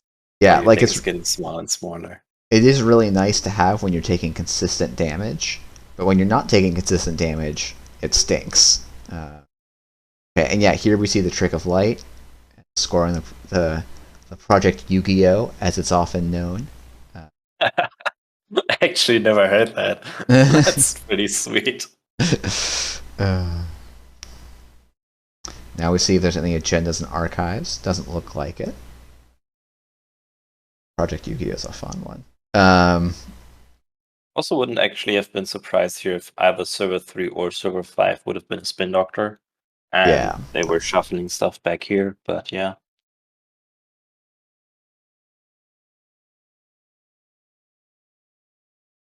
Yeah, you once again going for a walk through the server, just looking at the top card of R&D, finding another House of Knives. They're taking the rough, hard path to 7 points here. I think just saying at this point, I'm clicking for credits. I've got 8 cards left. They're basically all health points. Nothing else is gonna. I don't get to play any more of my cards probably. I guess because there's no Obokata protocol, you can be a little bit more aggressive with your cards, but because you don't need to have 4 in hand just to steal. Yeah, exactly. Something like Imp would have also been really, really helpful in this matchup to be able to just trash the agendas and then choose to access all of them later, instead of slowly losing cards over time at this point. Yeah, I mean, hitting... I wonder if one of server 3 and 5 is a snare, but... Oh, interesting that they did it. Not unlikely to be. Yeah, generally installing snare is a good way to play yourself as the corp. But... I guess I was going to say, like, oh, I don't know that I love installing Boomerang, but no, it's... Well, I actually don't know that I do. It's actually the same thing as clicking for a credit. No, it's not, because you have the Paladin money. It's not fire only all the over paladin place. money, it's also that Odore is actually quite expensive to be using to break this Karuna. Well, so Since I it guess costs you 3 credits. yeah, my point was that boomerang, if you don't have the paladin discount, you're spending 2 credits in a click, which is the same as 3 credits, right? You could click for a credit, and it gets you the same point. Okay, I see what you're saying. Also, something that's important to mention here actually is that installing the boomerang doesn't cost you any cards because it Yep. shuffles itself back in. So you're not using any hit points basically for this. Now both players on match points, so the general does have the fast advance threat if he's playing more than one trick of light, which I think is very, very likely. While Yu is keeping up the R&D pressure and probably is going to be able to run again next turn. Mm-hmm. Yeah, I mean, so this R&D run, basically, they can run archives to get the second leech counter, and it's 1, 2, wow, 4 to install an R&D. Nice. Yeah, how much is it to run? You're breaking, if you have 2 leech counters, you're breaking I mean, basically 3 of those eyes for 3 credits. last one for another 3, so that's 6 credits. Yeah, so you need at least 6 credits. Probably with this card, 7 or 8 credits. Maybe if it's the 3rd Engram flush, then you're getting into trouble. Oh, they're actually accessing a serial override again, trashing it. Yeah, Paper Cave, they are mentioning that. Oh, and it is the 3rd Engram flush. Hot damn. Better lucky than good. I think maybe you just break this Engram flush if they card type you have in hand and then jack out. Because I don't think... They chose to actually let them fire here since they named event, and I assume they don't have any more events left in hand. Or maybe actually that they just don't care about it. Since they are assuming that it's like... Oh yeah, they'll probably just be able to trash the winning agenda off of it, because any agenda that they hit will win flatline before they steal. And yeah, Paper Cave Games, there is no... Jinteki, well, so actually Jinteki does have a choice. Instead of installing, trying to protect R&D, they could try and draw cards out of R&D to get it set up, but it's... installing is kind of their main play here. Yeah, we did get to see the hand with one of those Engram flushes that named event here, and their hand is cleaver, like is a second set of all of their breakers and a boomerang. Yeah, beautiful. Yeah, I think in some of the rounds you missed, I was like, someone was doing a rig shooter reality plus, and I was like, oh man, this is gonna really hurt for our criminal, because they only ever run one of their breakers, and then of course they were running a second set of all their breakers, including paying an extra 2 influence for corroder. Hi, and here we are saying seeing the last agenda. They found it. They actually saw 2 agendas in that Stargate run. Didn't really matter which one they took. Yeah, this actually, once again, closing out the game fairly closely, actually, with both players on match point and the runner only 3 cards in hand. Yeah. Really nice and close game, actually. Yeah, I think we were like one trick of light away from the Corp having some really nice closing plays there. Well, do we want to see the end of Table 1, or do we want to just move to Table 5? What else do we... And go ahead and take a look at Table 5. Okay. We've seen Armin's deck definitely already. I'm not so sure if we've seen Jay Foley's deck already. I think we've seen Jay Foley's runner, maybe?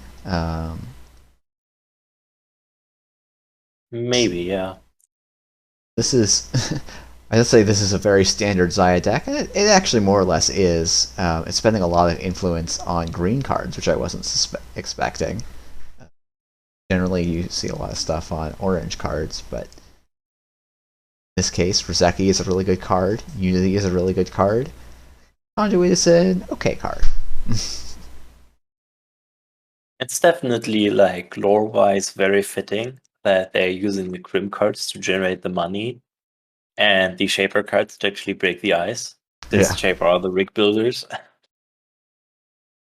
Yeah, I mean, like, this influence spread, the conduit I'm maybe a little suspicious of, but, like, this actually seems pretty solid, right? You're just playing a lot of good criminal cards for Econ, and you're just saying, well, everyone else breaks ice a little better than I do, so let's just import that. I've got influence free.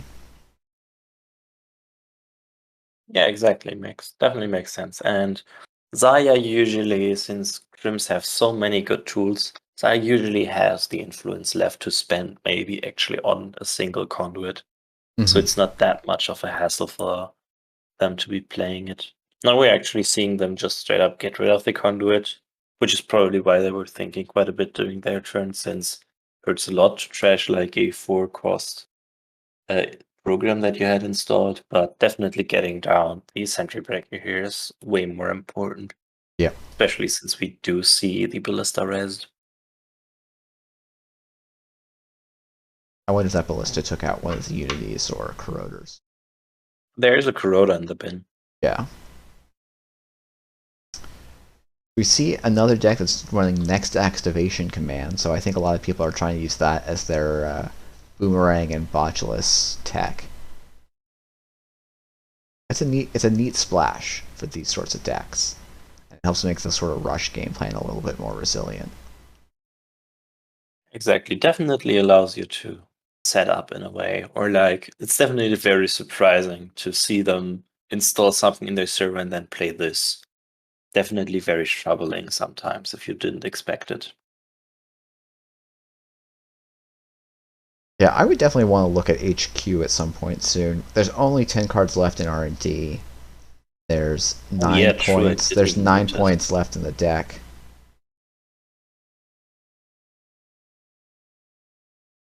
Like, I guess you can just kind of remote camp here on server 1. And it's gonna...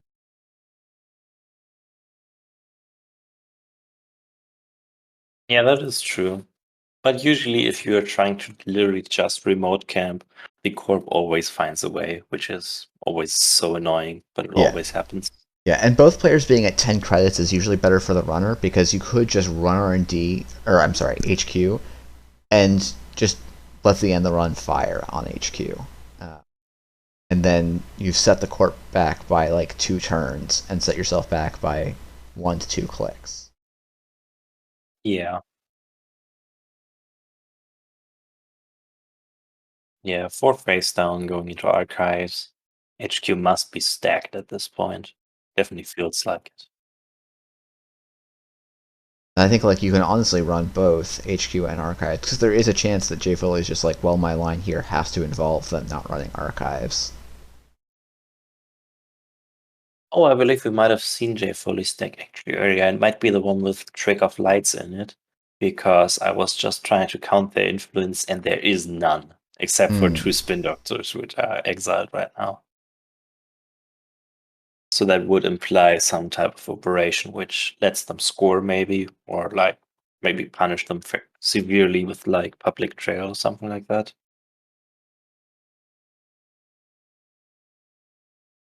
Alright, so we see a Winchester. Probably just let it trash a piece of hardware, because it's the cheapest one to break. Yeah, they are currently breaking Boomerang, you're right. I was just confused why you weren't just break with Bogota, but yeah.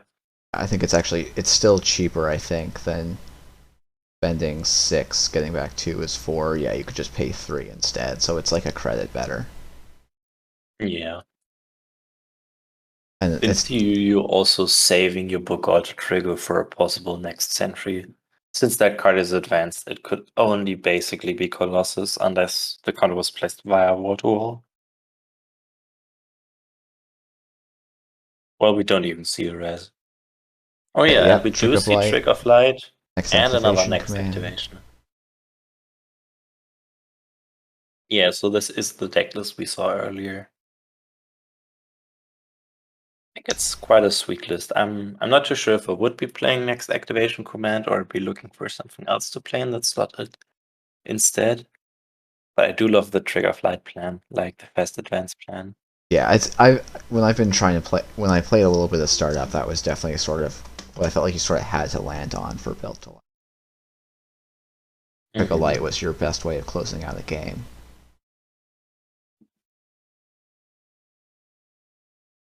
It's certainly always hard to like play with advanceable eyes. Always feels like such a tempo loss to start advancing your eyes. Even if you're BTL, you're still just clicking for credit. Yeah, Wall to Wall felt like I initially was like, oh, I'm a little skeptical about putting this in, and I was like, oh no, this is fantastic. I think Kayambe Grid's maybe not quite as good. Kayambe Grid just takes a lot of time to set up, and runners are very, very quick. Yeah. So it's hard to get set up, basically. If everybody was like some type of like big rig shaper, which is waiting until turn 5 or 6 to actually run, then it would be a different story, but that just isn't the case right now.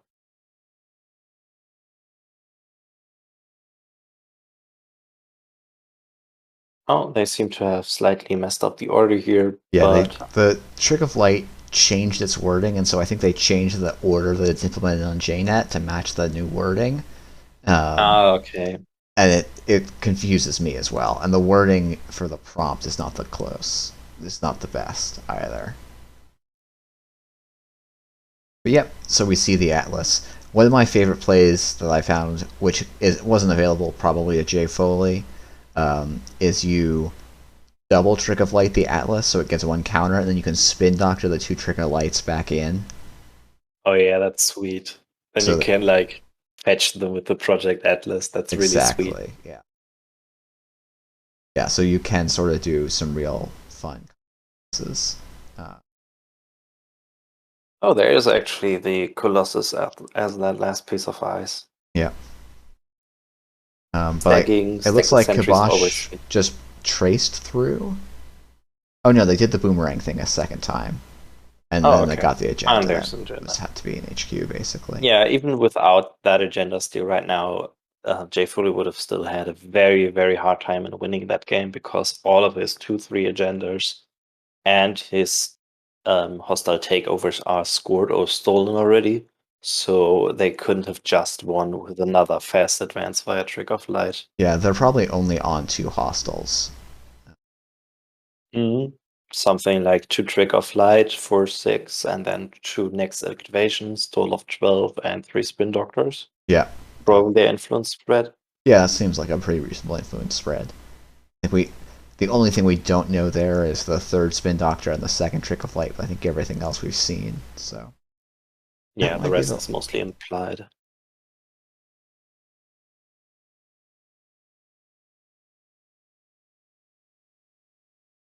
Okay, looks like.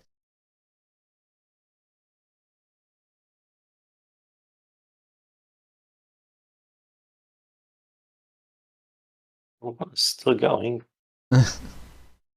Armin, come on. Hurry up. We have another round to play.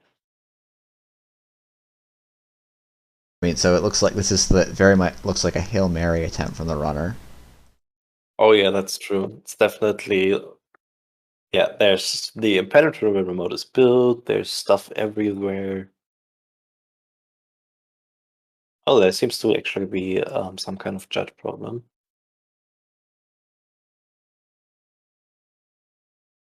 There's a timing question. If you scroll down, you can see the question. After the runner declines to break a sub, can the corp res a card? I don't think you get your PAW there. Like your. I think you can, because you're breaking ice in. Let me go look at the timing. All right, it's one big. Yeah, breaking ice is a paid ability window.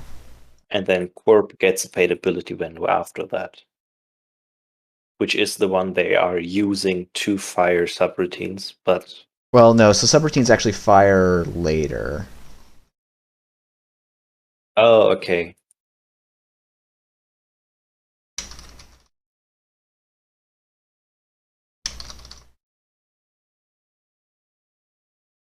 So I think so. The ruling is basically right. You get into let me pull up on timing so I can get the exact.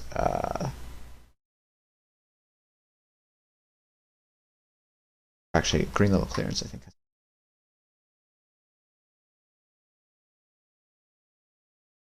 Oh, Yes, time on in the the meantime, I can talk about the rest of the game.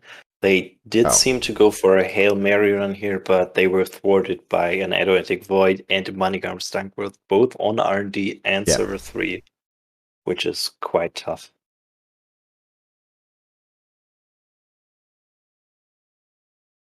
I'm once again going for the classic score 3 2-4s and then the 5-3.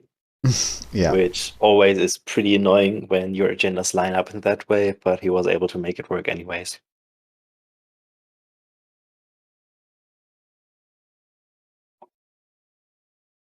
Yeah, I don't know. So someone was saying, oh, it's a court meta, but then when I look at the round, yeah, Armored Firecracker won that one. And then the next 4 tables are all runner wins. Oh yeah, that's true. And we have 2 court wins at the bottom once again. Yeah, like it's even. Well, I guess only 1 court win was actually the bye. Yeah, it's pretty even, basically. And so I'll get the full stats at the end, but this tournament seems to suggest it's very close to even.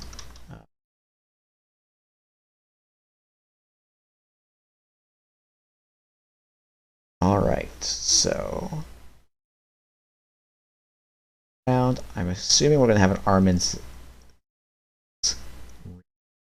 See.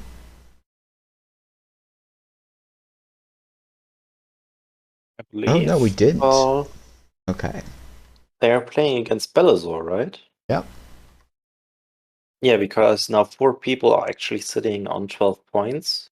And Bellator is the one of those 3 that Armin didn't play against yet. Ah, okay. That shouldn't necessarily be a cost for them, but it might be that they haven't. Like I don't. If you've played against the other side, it doesn't actually impair any extra pairing cost. It's as likely. Ah, okay. But there might be other things that meant that this was the best pairing. I think it was actually probably about even that Armin would go up against Zach or Bellator, and then it's sort of it ends up being like, oh, who's played who already, and it's like this cascading chain of that can be like, yeah, it's something you can do by hand, but is a little like it can be tricky to go until you write everything out. It can be a little so. Yeah, I remember you mentioning in a previous tournament that there was quite a bit of that you are like working really hard to work out how to make that work, and then you got told that the Star Wars, what was it, Star Wars? Like the X-Wing. Yeah. It was the Star Wars CCG. Yeah. That they have like a way to make that really easy by hand. And it turns out it was basically your algorithm with like a few tweaks. Right, so I assume for the last round we want to watch the top table to see how it all ends. Yeah, so like if Armin wins, they lock the win, and they would be undefeated on the day. If Armin doesn't win, it could be Bellator or the winner of you versus Zach. Which then only basically depends on strength of schedule, right? Yep.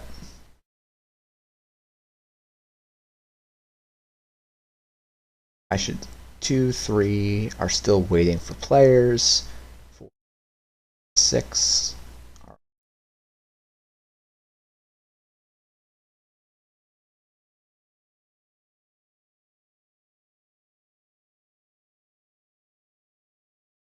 So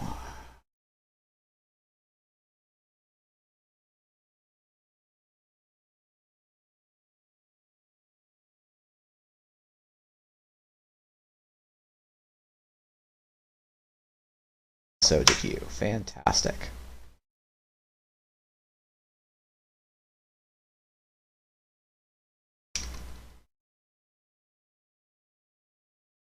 Yeah, it looks like we have all the rooms filled up. And we are ready to go.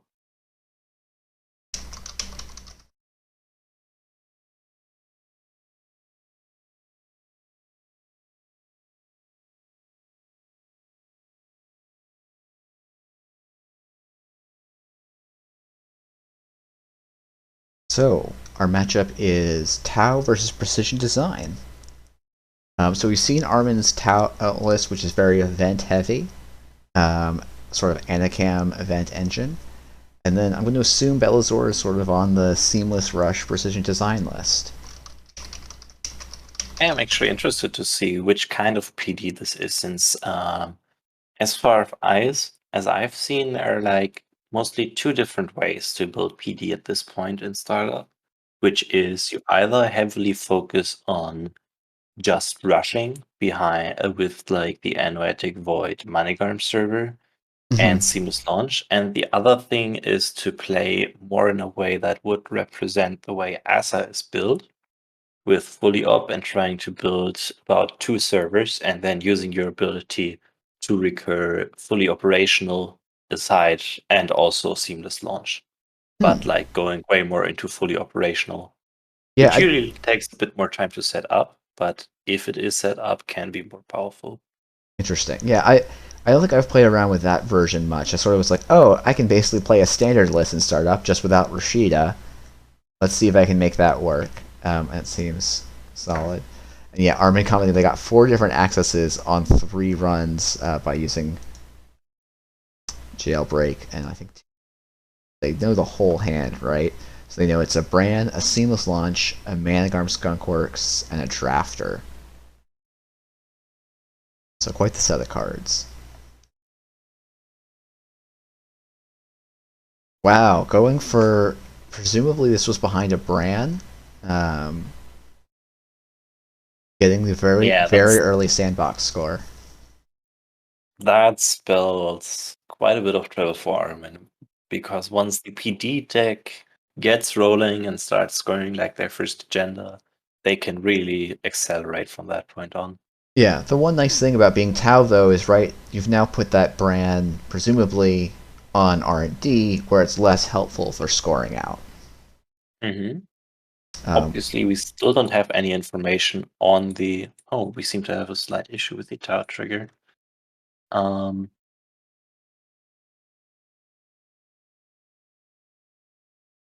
That's weird.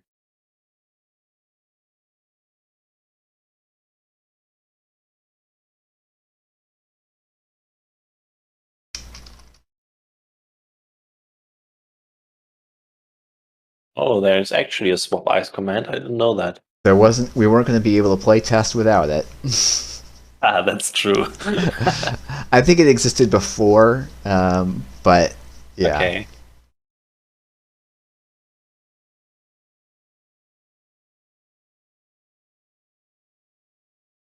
Yeah, so we do get to see the ice swap here. They have been swapped. We are now informed. Yeah, so I almost feel... Oh, okay. Huh. I might have... Nothing's been... Only one card has been drawn, and it was... Was it 2? Am I just off? I must be off, because that's 2 new cards. Must have missed some drawing that happened after the HQ access. Yeah, there probably was something that drew them an extra card. I didn't actually pay that much attention to how much was drawn as well.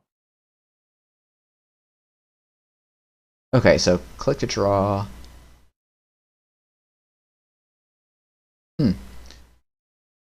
Wild. Yeah, it just seems... That seems like a very low impact jailbreak to me. I guess it's the... Well, I don't want to do it on R&D, because I could get bounced, but you could do it click 1 and just run through. Yeah, that's true. Sorman does get the access here, since it is an Eli, and Boyroids have that stupid ability. It would be so much better without that ability. Yeah, it would be very undercosted.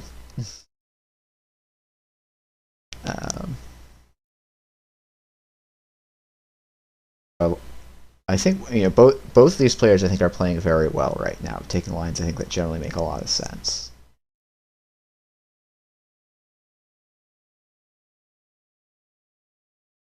And like I was talking about, that being an Eli instead of a Bran makes a big difference for trying to get into that server and contest Manigarms and Anoetic Voids. Exactly. Not only that, but now he also has what is nearly perfect information. He can't be 100% sure that that's a brand on R&D, but it's like a 99.5% chance. There's like that slight chance that they were trying to rush out an agenda behind just a drafter, but that's very unlikely. Yeah, I guess the drafter play would make some sense because they had a Manic Arm in archives at the time. They could use the drafter to put the Manic Arm down, and then it becomes like, even if the Arm can maybe get in, it can be very tempo negative for them. But Bellasaur, I think, is like getting some of the best top decks off of R&D to grab agendas I think I've ever seen. Oh my, yeah, that's definitely true.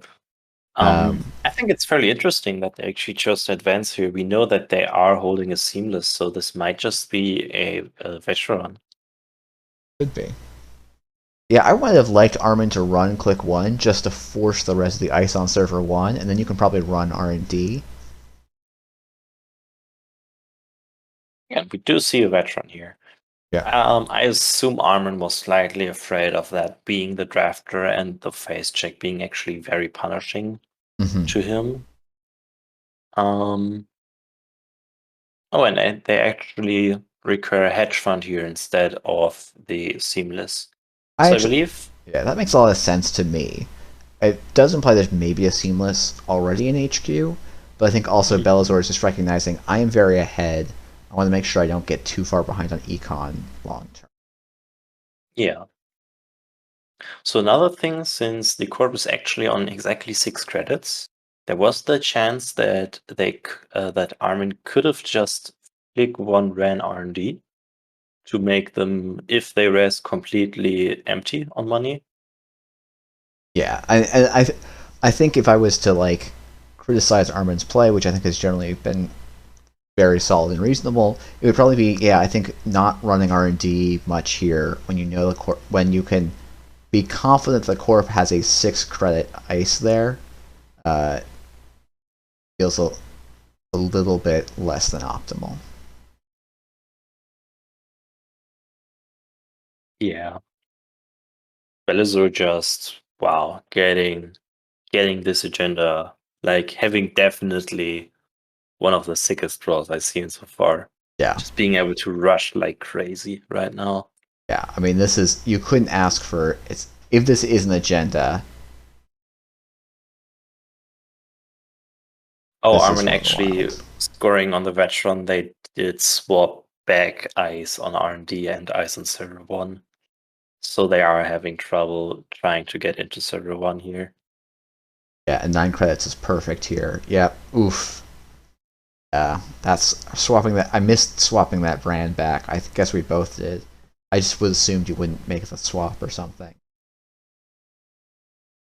Because yeah, that should be GG.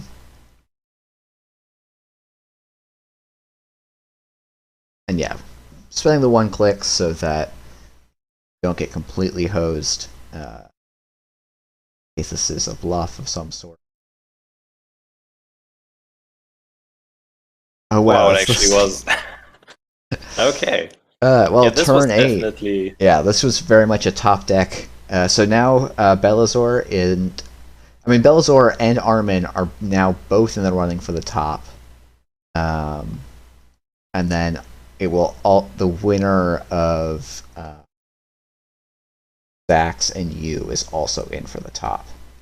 Exactly. So I believe, looking at the standings right now, that should result in either the winner of either Zax or you winning, since they both have better strength of schedule than both Armin and Bellasaur. Yeah, probably. Well, we should probably go watch that game on table 2. And it's an NBN deck, which we have only the second one we've seen all day, and only 2 of the 3 in the tournament. Yeah, we should have actually been trying to see the NEH deck. I love to see what NEH is up to. Always makes for an interesting viewing experience because cards are about 2 by 4 pixels wide because they have about 35 servers at all times. But I think it's definitely an interesting deck and so fun to play. Alright, so we're seeing Engram Flush, GameNet. Engram Flush I guess it's for... So maybe it's a punitive deck? Because I feel like that's the only way you make me care. That makes sense, yeah. Oh, yeah, and there's the punitive. Okay. Yeah, talk about it. Oh, is this actually for the win? Yep, I think this is Do for they the have win. this? Did we jump in just in time? Interesting. Yeah, so Zach's saying, okay, I'm just gonna be playing the best cards so far. Like all the broken ice that's banned in standard, I'm just gonna be playing in startup. And then using all of that money advantage to play just 5-3 agendas and trying to kill the run of punitive or just score those out quickly. And turn 11. Some very fast games. Yeah, the thing that I wonder about, right, is you can let the corp go to 6 points on a punitive list and just take money. And GameNet especially makes a lot of their money by like having the runner run into them, and you don't have to run into them in a lot of cases. But yeah, that runs into the problem that most runners in startup right now are run based. Both Zahya, Hoshiko, and definitely the tau list we've seen so far from Armin are definitely run based. yeah, it sort of depends. Like, I guess you don't need to never run, but you can run when you're like. Usually, you don't have like if you access a Bologna, you just can just say, "Ah, that's a Bologna," you know. Like you don't have to actually steal it. Like looking at that board state, I don't think had actually any pressure to go and steal that Bologna. He was definitely running very efficiently with 2 leeches and all of the new breakers as well as Odori. Yeah, which just I'm like, oh, okay. When I see you in that board state, you can as the runner, you can afford to slow down that money back up, so that GameNet doesn't just get those easy kills on you. Mm-hmm. Anyways, to be talking about the current match, looks like a very, very basic, boring BTL list, right? Well, except there's a reversed accounts. Yeah. Exactly. There seems to be quite a bit of spice going on here. Yeah, I wonder. I was about to say, oh, this is a punitive deck, because a lot of this stuff makes sense for a punitive list, but then I'm like, oh wait, this agenda suite makes no sense for a punitive list. Exactly. So, I'm very interested to see what's going on here. I wonder if this is a rig shooter list. Yes, that's a good possibility. That sounds like a good call. Very interesting. And I think Hoshiko has removed their own corroder from the game, so we could be one public trail away from a semi-lockout. Now, there's at least one boomerang in the heap, which probably implies there's another boomerang somewhere. Yeah, that's very likely. How did that corroder leave the game? Oh, I assume it was Gachapon. Yeah, Gachapon. Ah, okay, yeah, that makes sense. Oh, I love Oaktown Renovation built to last. First click being click gain 4 and place an advancement counter. That's beautiful. Kiss. Chef's kiss. Also, very important public service announcement. Never over advance at Oaktown Renovation. It's such a trap. Never do it, honestly. Like, people love doing it and it never works out for them.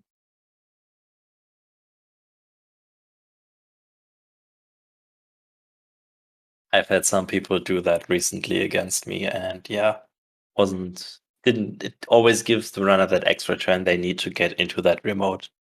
Yeah. If you have a scoring window that's that big that you're fine advancing the Oaktown renovations over advancing it, you're probably better off trying to jam another agenda behind it instead of trying to get more money out of it. Yeah, I think that was a lesson that took me a while to learn, but yeah, I think sometimes when you were recovering from a siphon, it was sort of okay, but yeah, usually, you just gotta score it and then use that wide window to keep going. That's some old school Netrunner talk. I have never played when siphon was legal. I had to cut a part, I think, where I waxed poetical about how siphon's a better card than diversion of a better card for the game than diversion of funds. But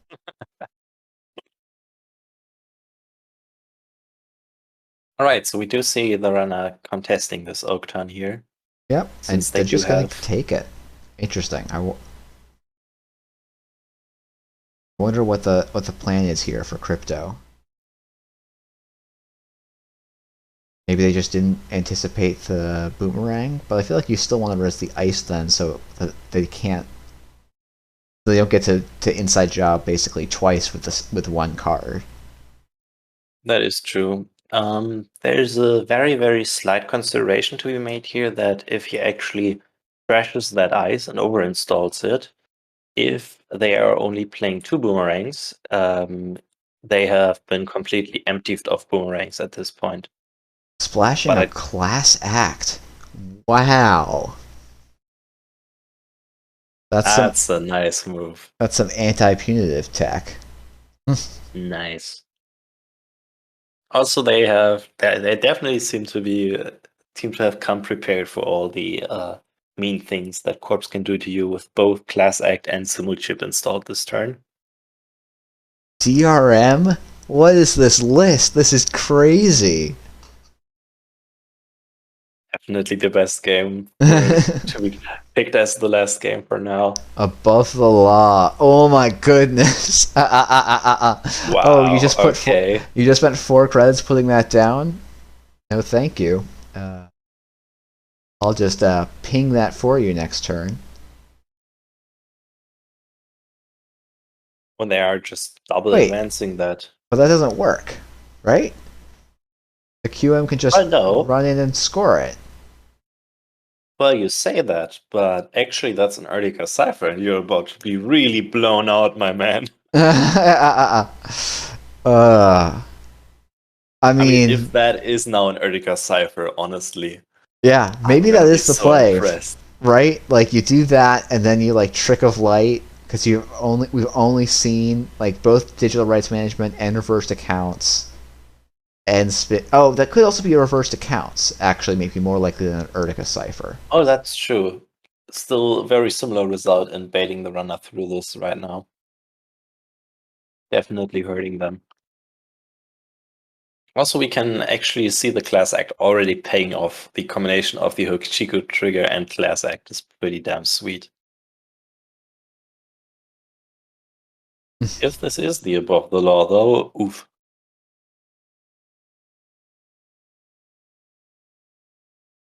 Afshar, still kind of expensive to break in this case. Yeah, still 3 credits, despite looking like a free run. I guess it's 2 credits because you have a bad pub, but... Oh, that's true. Yeah, I mean, like, look, the Class Act is a bonkers good card, so if you can run it, you should. But usually the 5 influence cost is too much to pay. Yeah, that's true.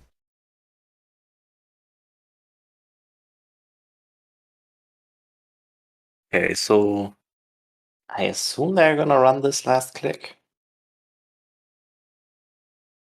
I hope it's reversed accounts or Erdica. That would be so sweet. It's like the perfect bait with this DRM.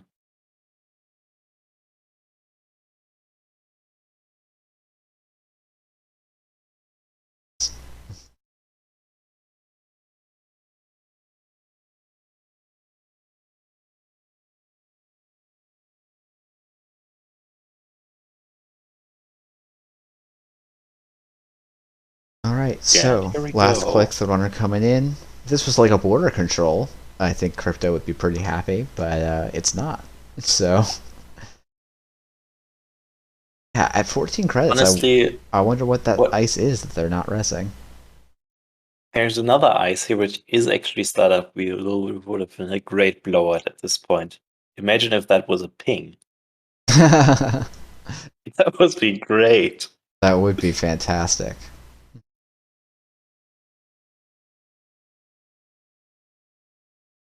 It is the reversed accounts, yeah. Okay. Oh, nice. So now I think if you're crypto, your turn something like install on server 2, install overwriting the boomeranged ice to probably trap both boomerangs for good. That would be 9 influence that we've seen, plus 2 on Simulchip. 4 influence left, and they're probably more likely on 3 Simulchips than I think. That makes sense, since they also have a Botulus removed from game. They are probably looking to like reshuffle Botulus with Botuli with those summon chips. I wouldn't be surprised if they just installed an ice on top of server 2 here, because seeing the trapping boomerang play here is very, very obscure. That's something that's very hard to spot, I feel like. But still, they've maneuvered themselves into a very sweet position with this reversed accounts. Yeah, the reversed accounts is a very nice win-win there.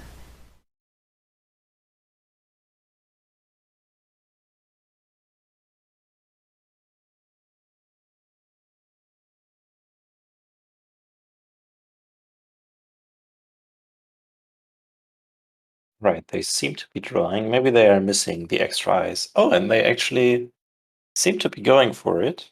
Yep. Yeah. Boomerang's possibly trapped unless there is a third one, which, as we discussed, seems unlikely. Mm-hmm. And now we probably see the gender being jammed. Oh no.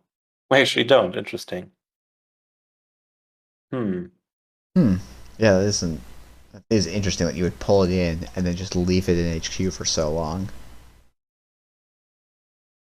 I guess, like, if this is just like another Aket or something, or even another Afshar, right? Like, even though you're bluffing something scary, it's not actually scary. Yeah. This is unfortunate now.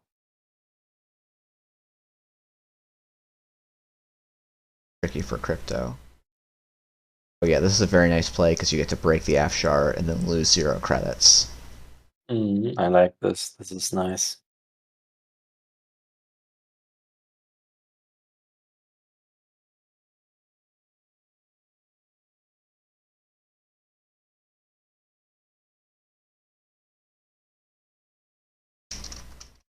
Oh, and we are missing it again. We are seeing another DRM and a spin doctor. That's pretty sweet.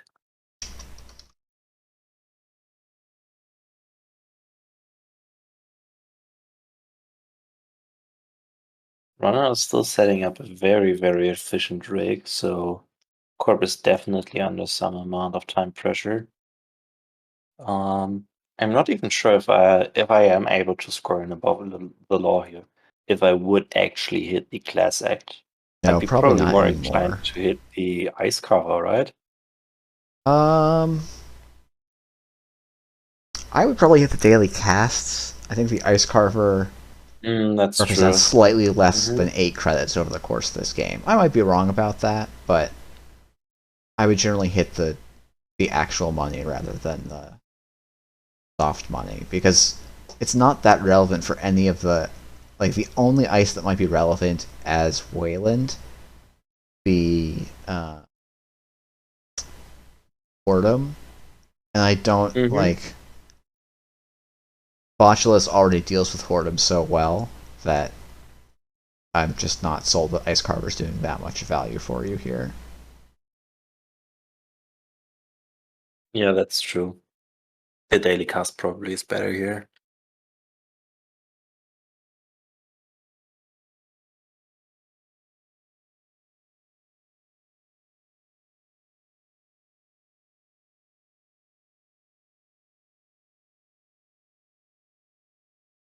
Yeah, so now we do have the agenda in server 2 most likely.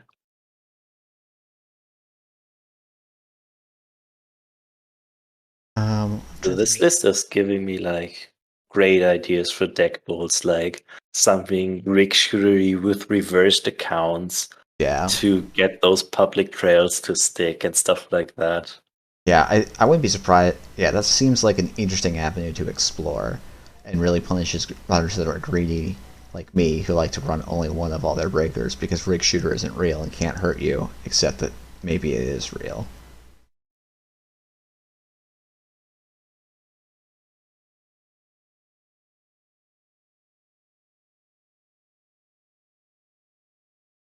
Alright, so Rana is having like quite a think here. probably trying to see if they do have a way to get into that server. They decide they just don't. Yeah, I think just spending the turn clicking for credits is totally fine here. I guess they're never contesting R&D. Oh, yeah, because that no, could be like a Colossus or something, which would be... If that's a Colossus, you're in big trouble. And here we go. Let's see what they're actually shooting away. They do choose the Ice Carver over the daily casts. Yeah, so maybe they know something about their agenda suite that I don't. I wouldn't be too surprised by that. I'm generally a big fan of taking away. They seem to be splashing for a lot of yellow cards. There might actually be toll booths around, which would be a great thing to get rid of the Ice Cover for. Because breaking a toll booth with a buzzsaw with no strength throwing is... wow, that's no fun.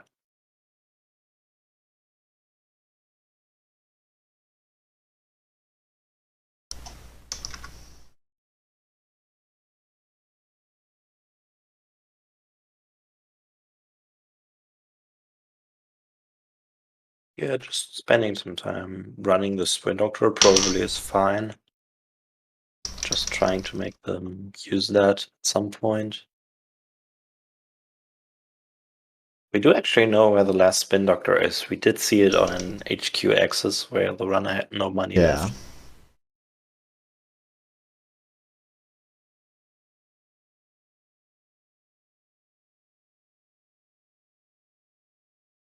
And since the runner does have such an efficient breaker suite set up now, it's definitely tough for the Corp to try and do something here.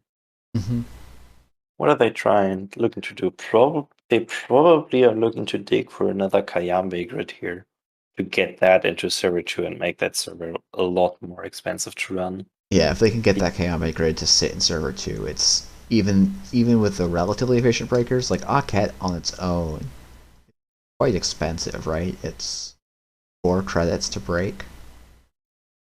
If you add another 6 credit tax to that, that's basically all the runner's money, and I think the runner has to steal 2 agendas to win here. Yeah, I presume so. Probably not any 3-pointers in this.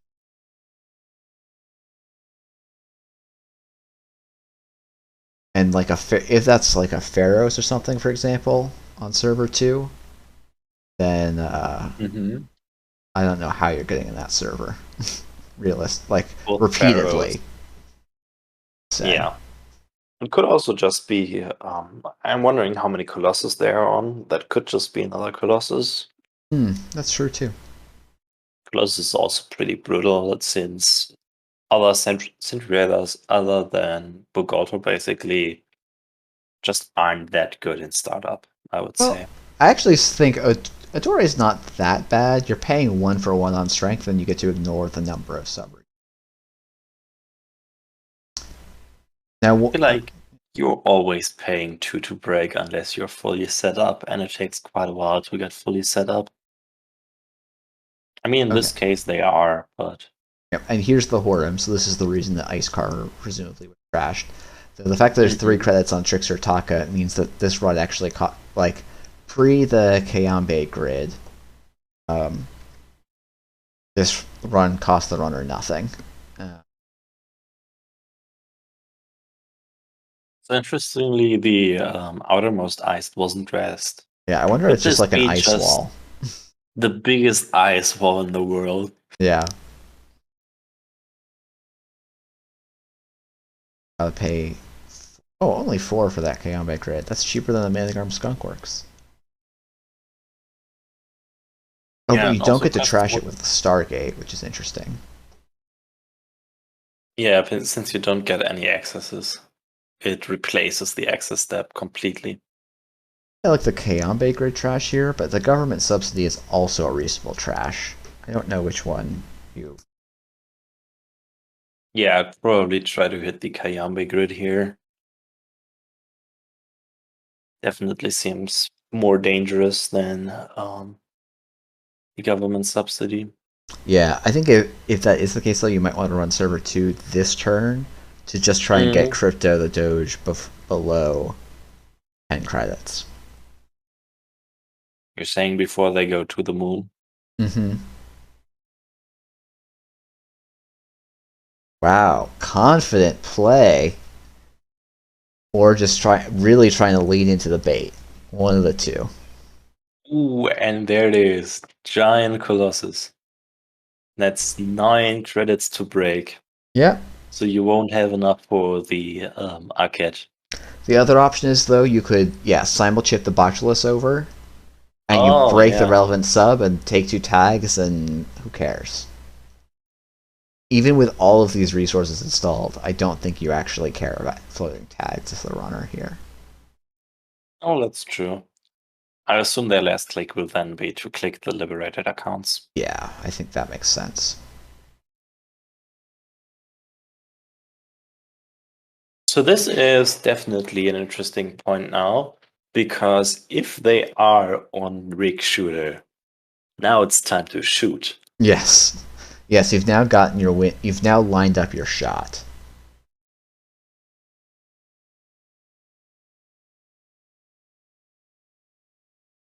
And it's now a matter Okay, of so making the sure it's middle lined up. ice gets skipped over very quickly, so we can assume that that's probably more than 4 to res.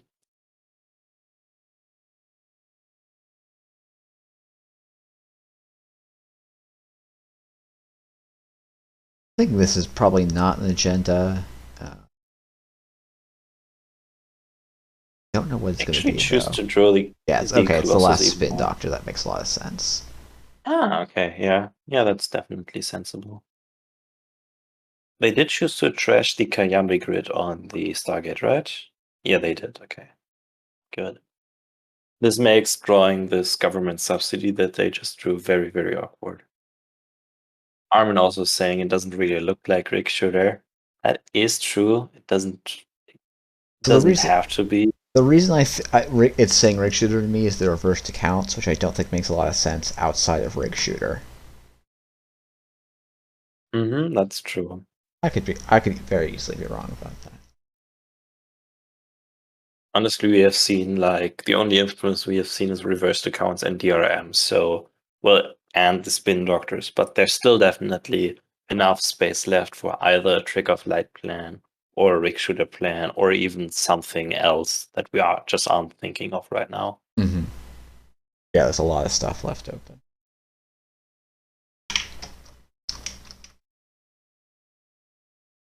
Okay, so runner is on match point now.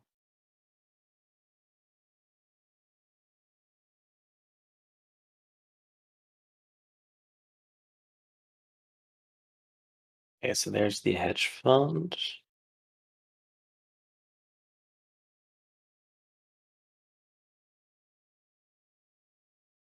Interesting. Wow, So we didn't try to weave in to get the government subsidy off. Interesting. So they are just setting up more and more. They're basically saying, nope, I got no agendas in HQ. I don't want to bother trying to trash your stuff. Instead, I'm just gonna be sitting here doing my thing.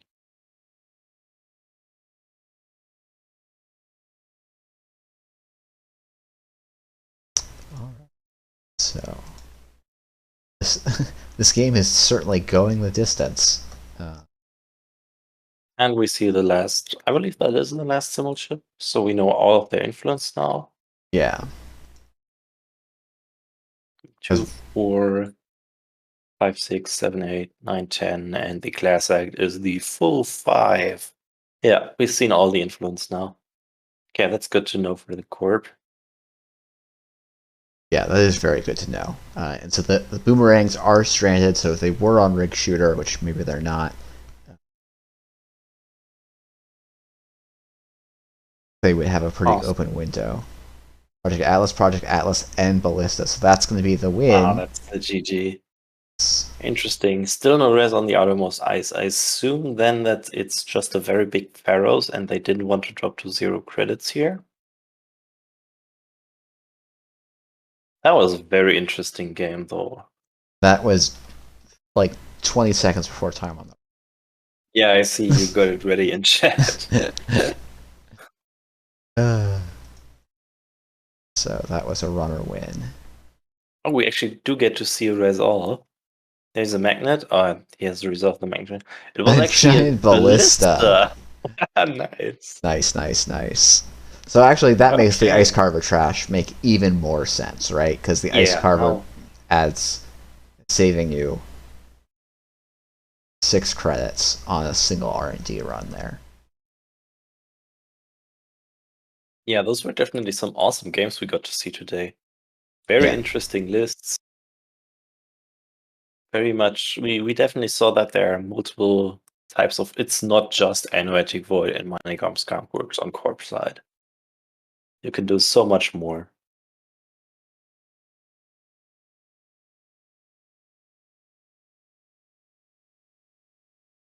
Thank you so much for playing, everyone. The Always Be Running page will be up for you to list your decks. Please do fill out the survey if you want prizes, and have a great day. Yes, from me as well. Have a great Thank you day. so much and for running the thank you tournament. It was fantastic. participating. I hope I'll be able to commentate again. See you then, in probably a month with another startup tournament. That's the plan. I'll run them monthly for at least a little while. So, but yeah, final results. Zach wins on extended strength of schedule. Wow. And By then 0.01 points. yes. And then Armin, a very close, very, very close second. And then Bellasaur coming in third. You and the Kuum coming in at 5. Again, separated by strength of schedule. But everyone got at least one authentic win. So that's a great result. That's true. So We do see that the HB once again floated to the top. yep.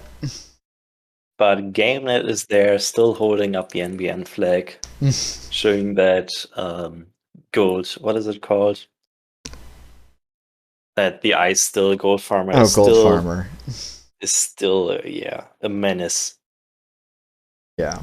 Well, actually, in the last tournament where it was like 50% GameNet, 30% NEH, and then other corps, GameNet did not take any of the top 2 spots. So this is Wow. yeah. And we also see a mix of runner IDs. Like basically every runner that was played, and there wasn't that much diversity of runners played, but all of them were able to get wins, which I think is pretty cool. So Yeah, it's a very nice and even spread. great. Well, thanks again for helping out with the commentating, SimplyTheOnion. You did a fantastic job. Oh, thank you. And thanks everyone for watching. And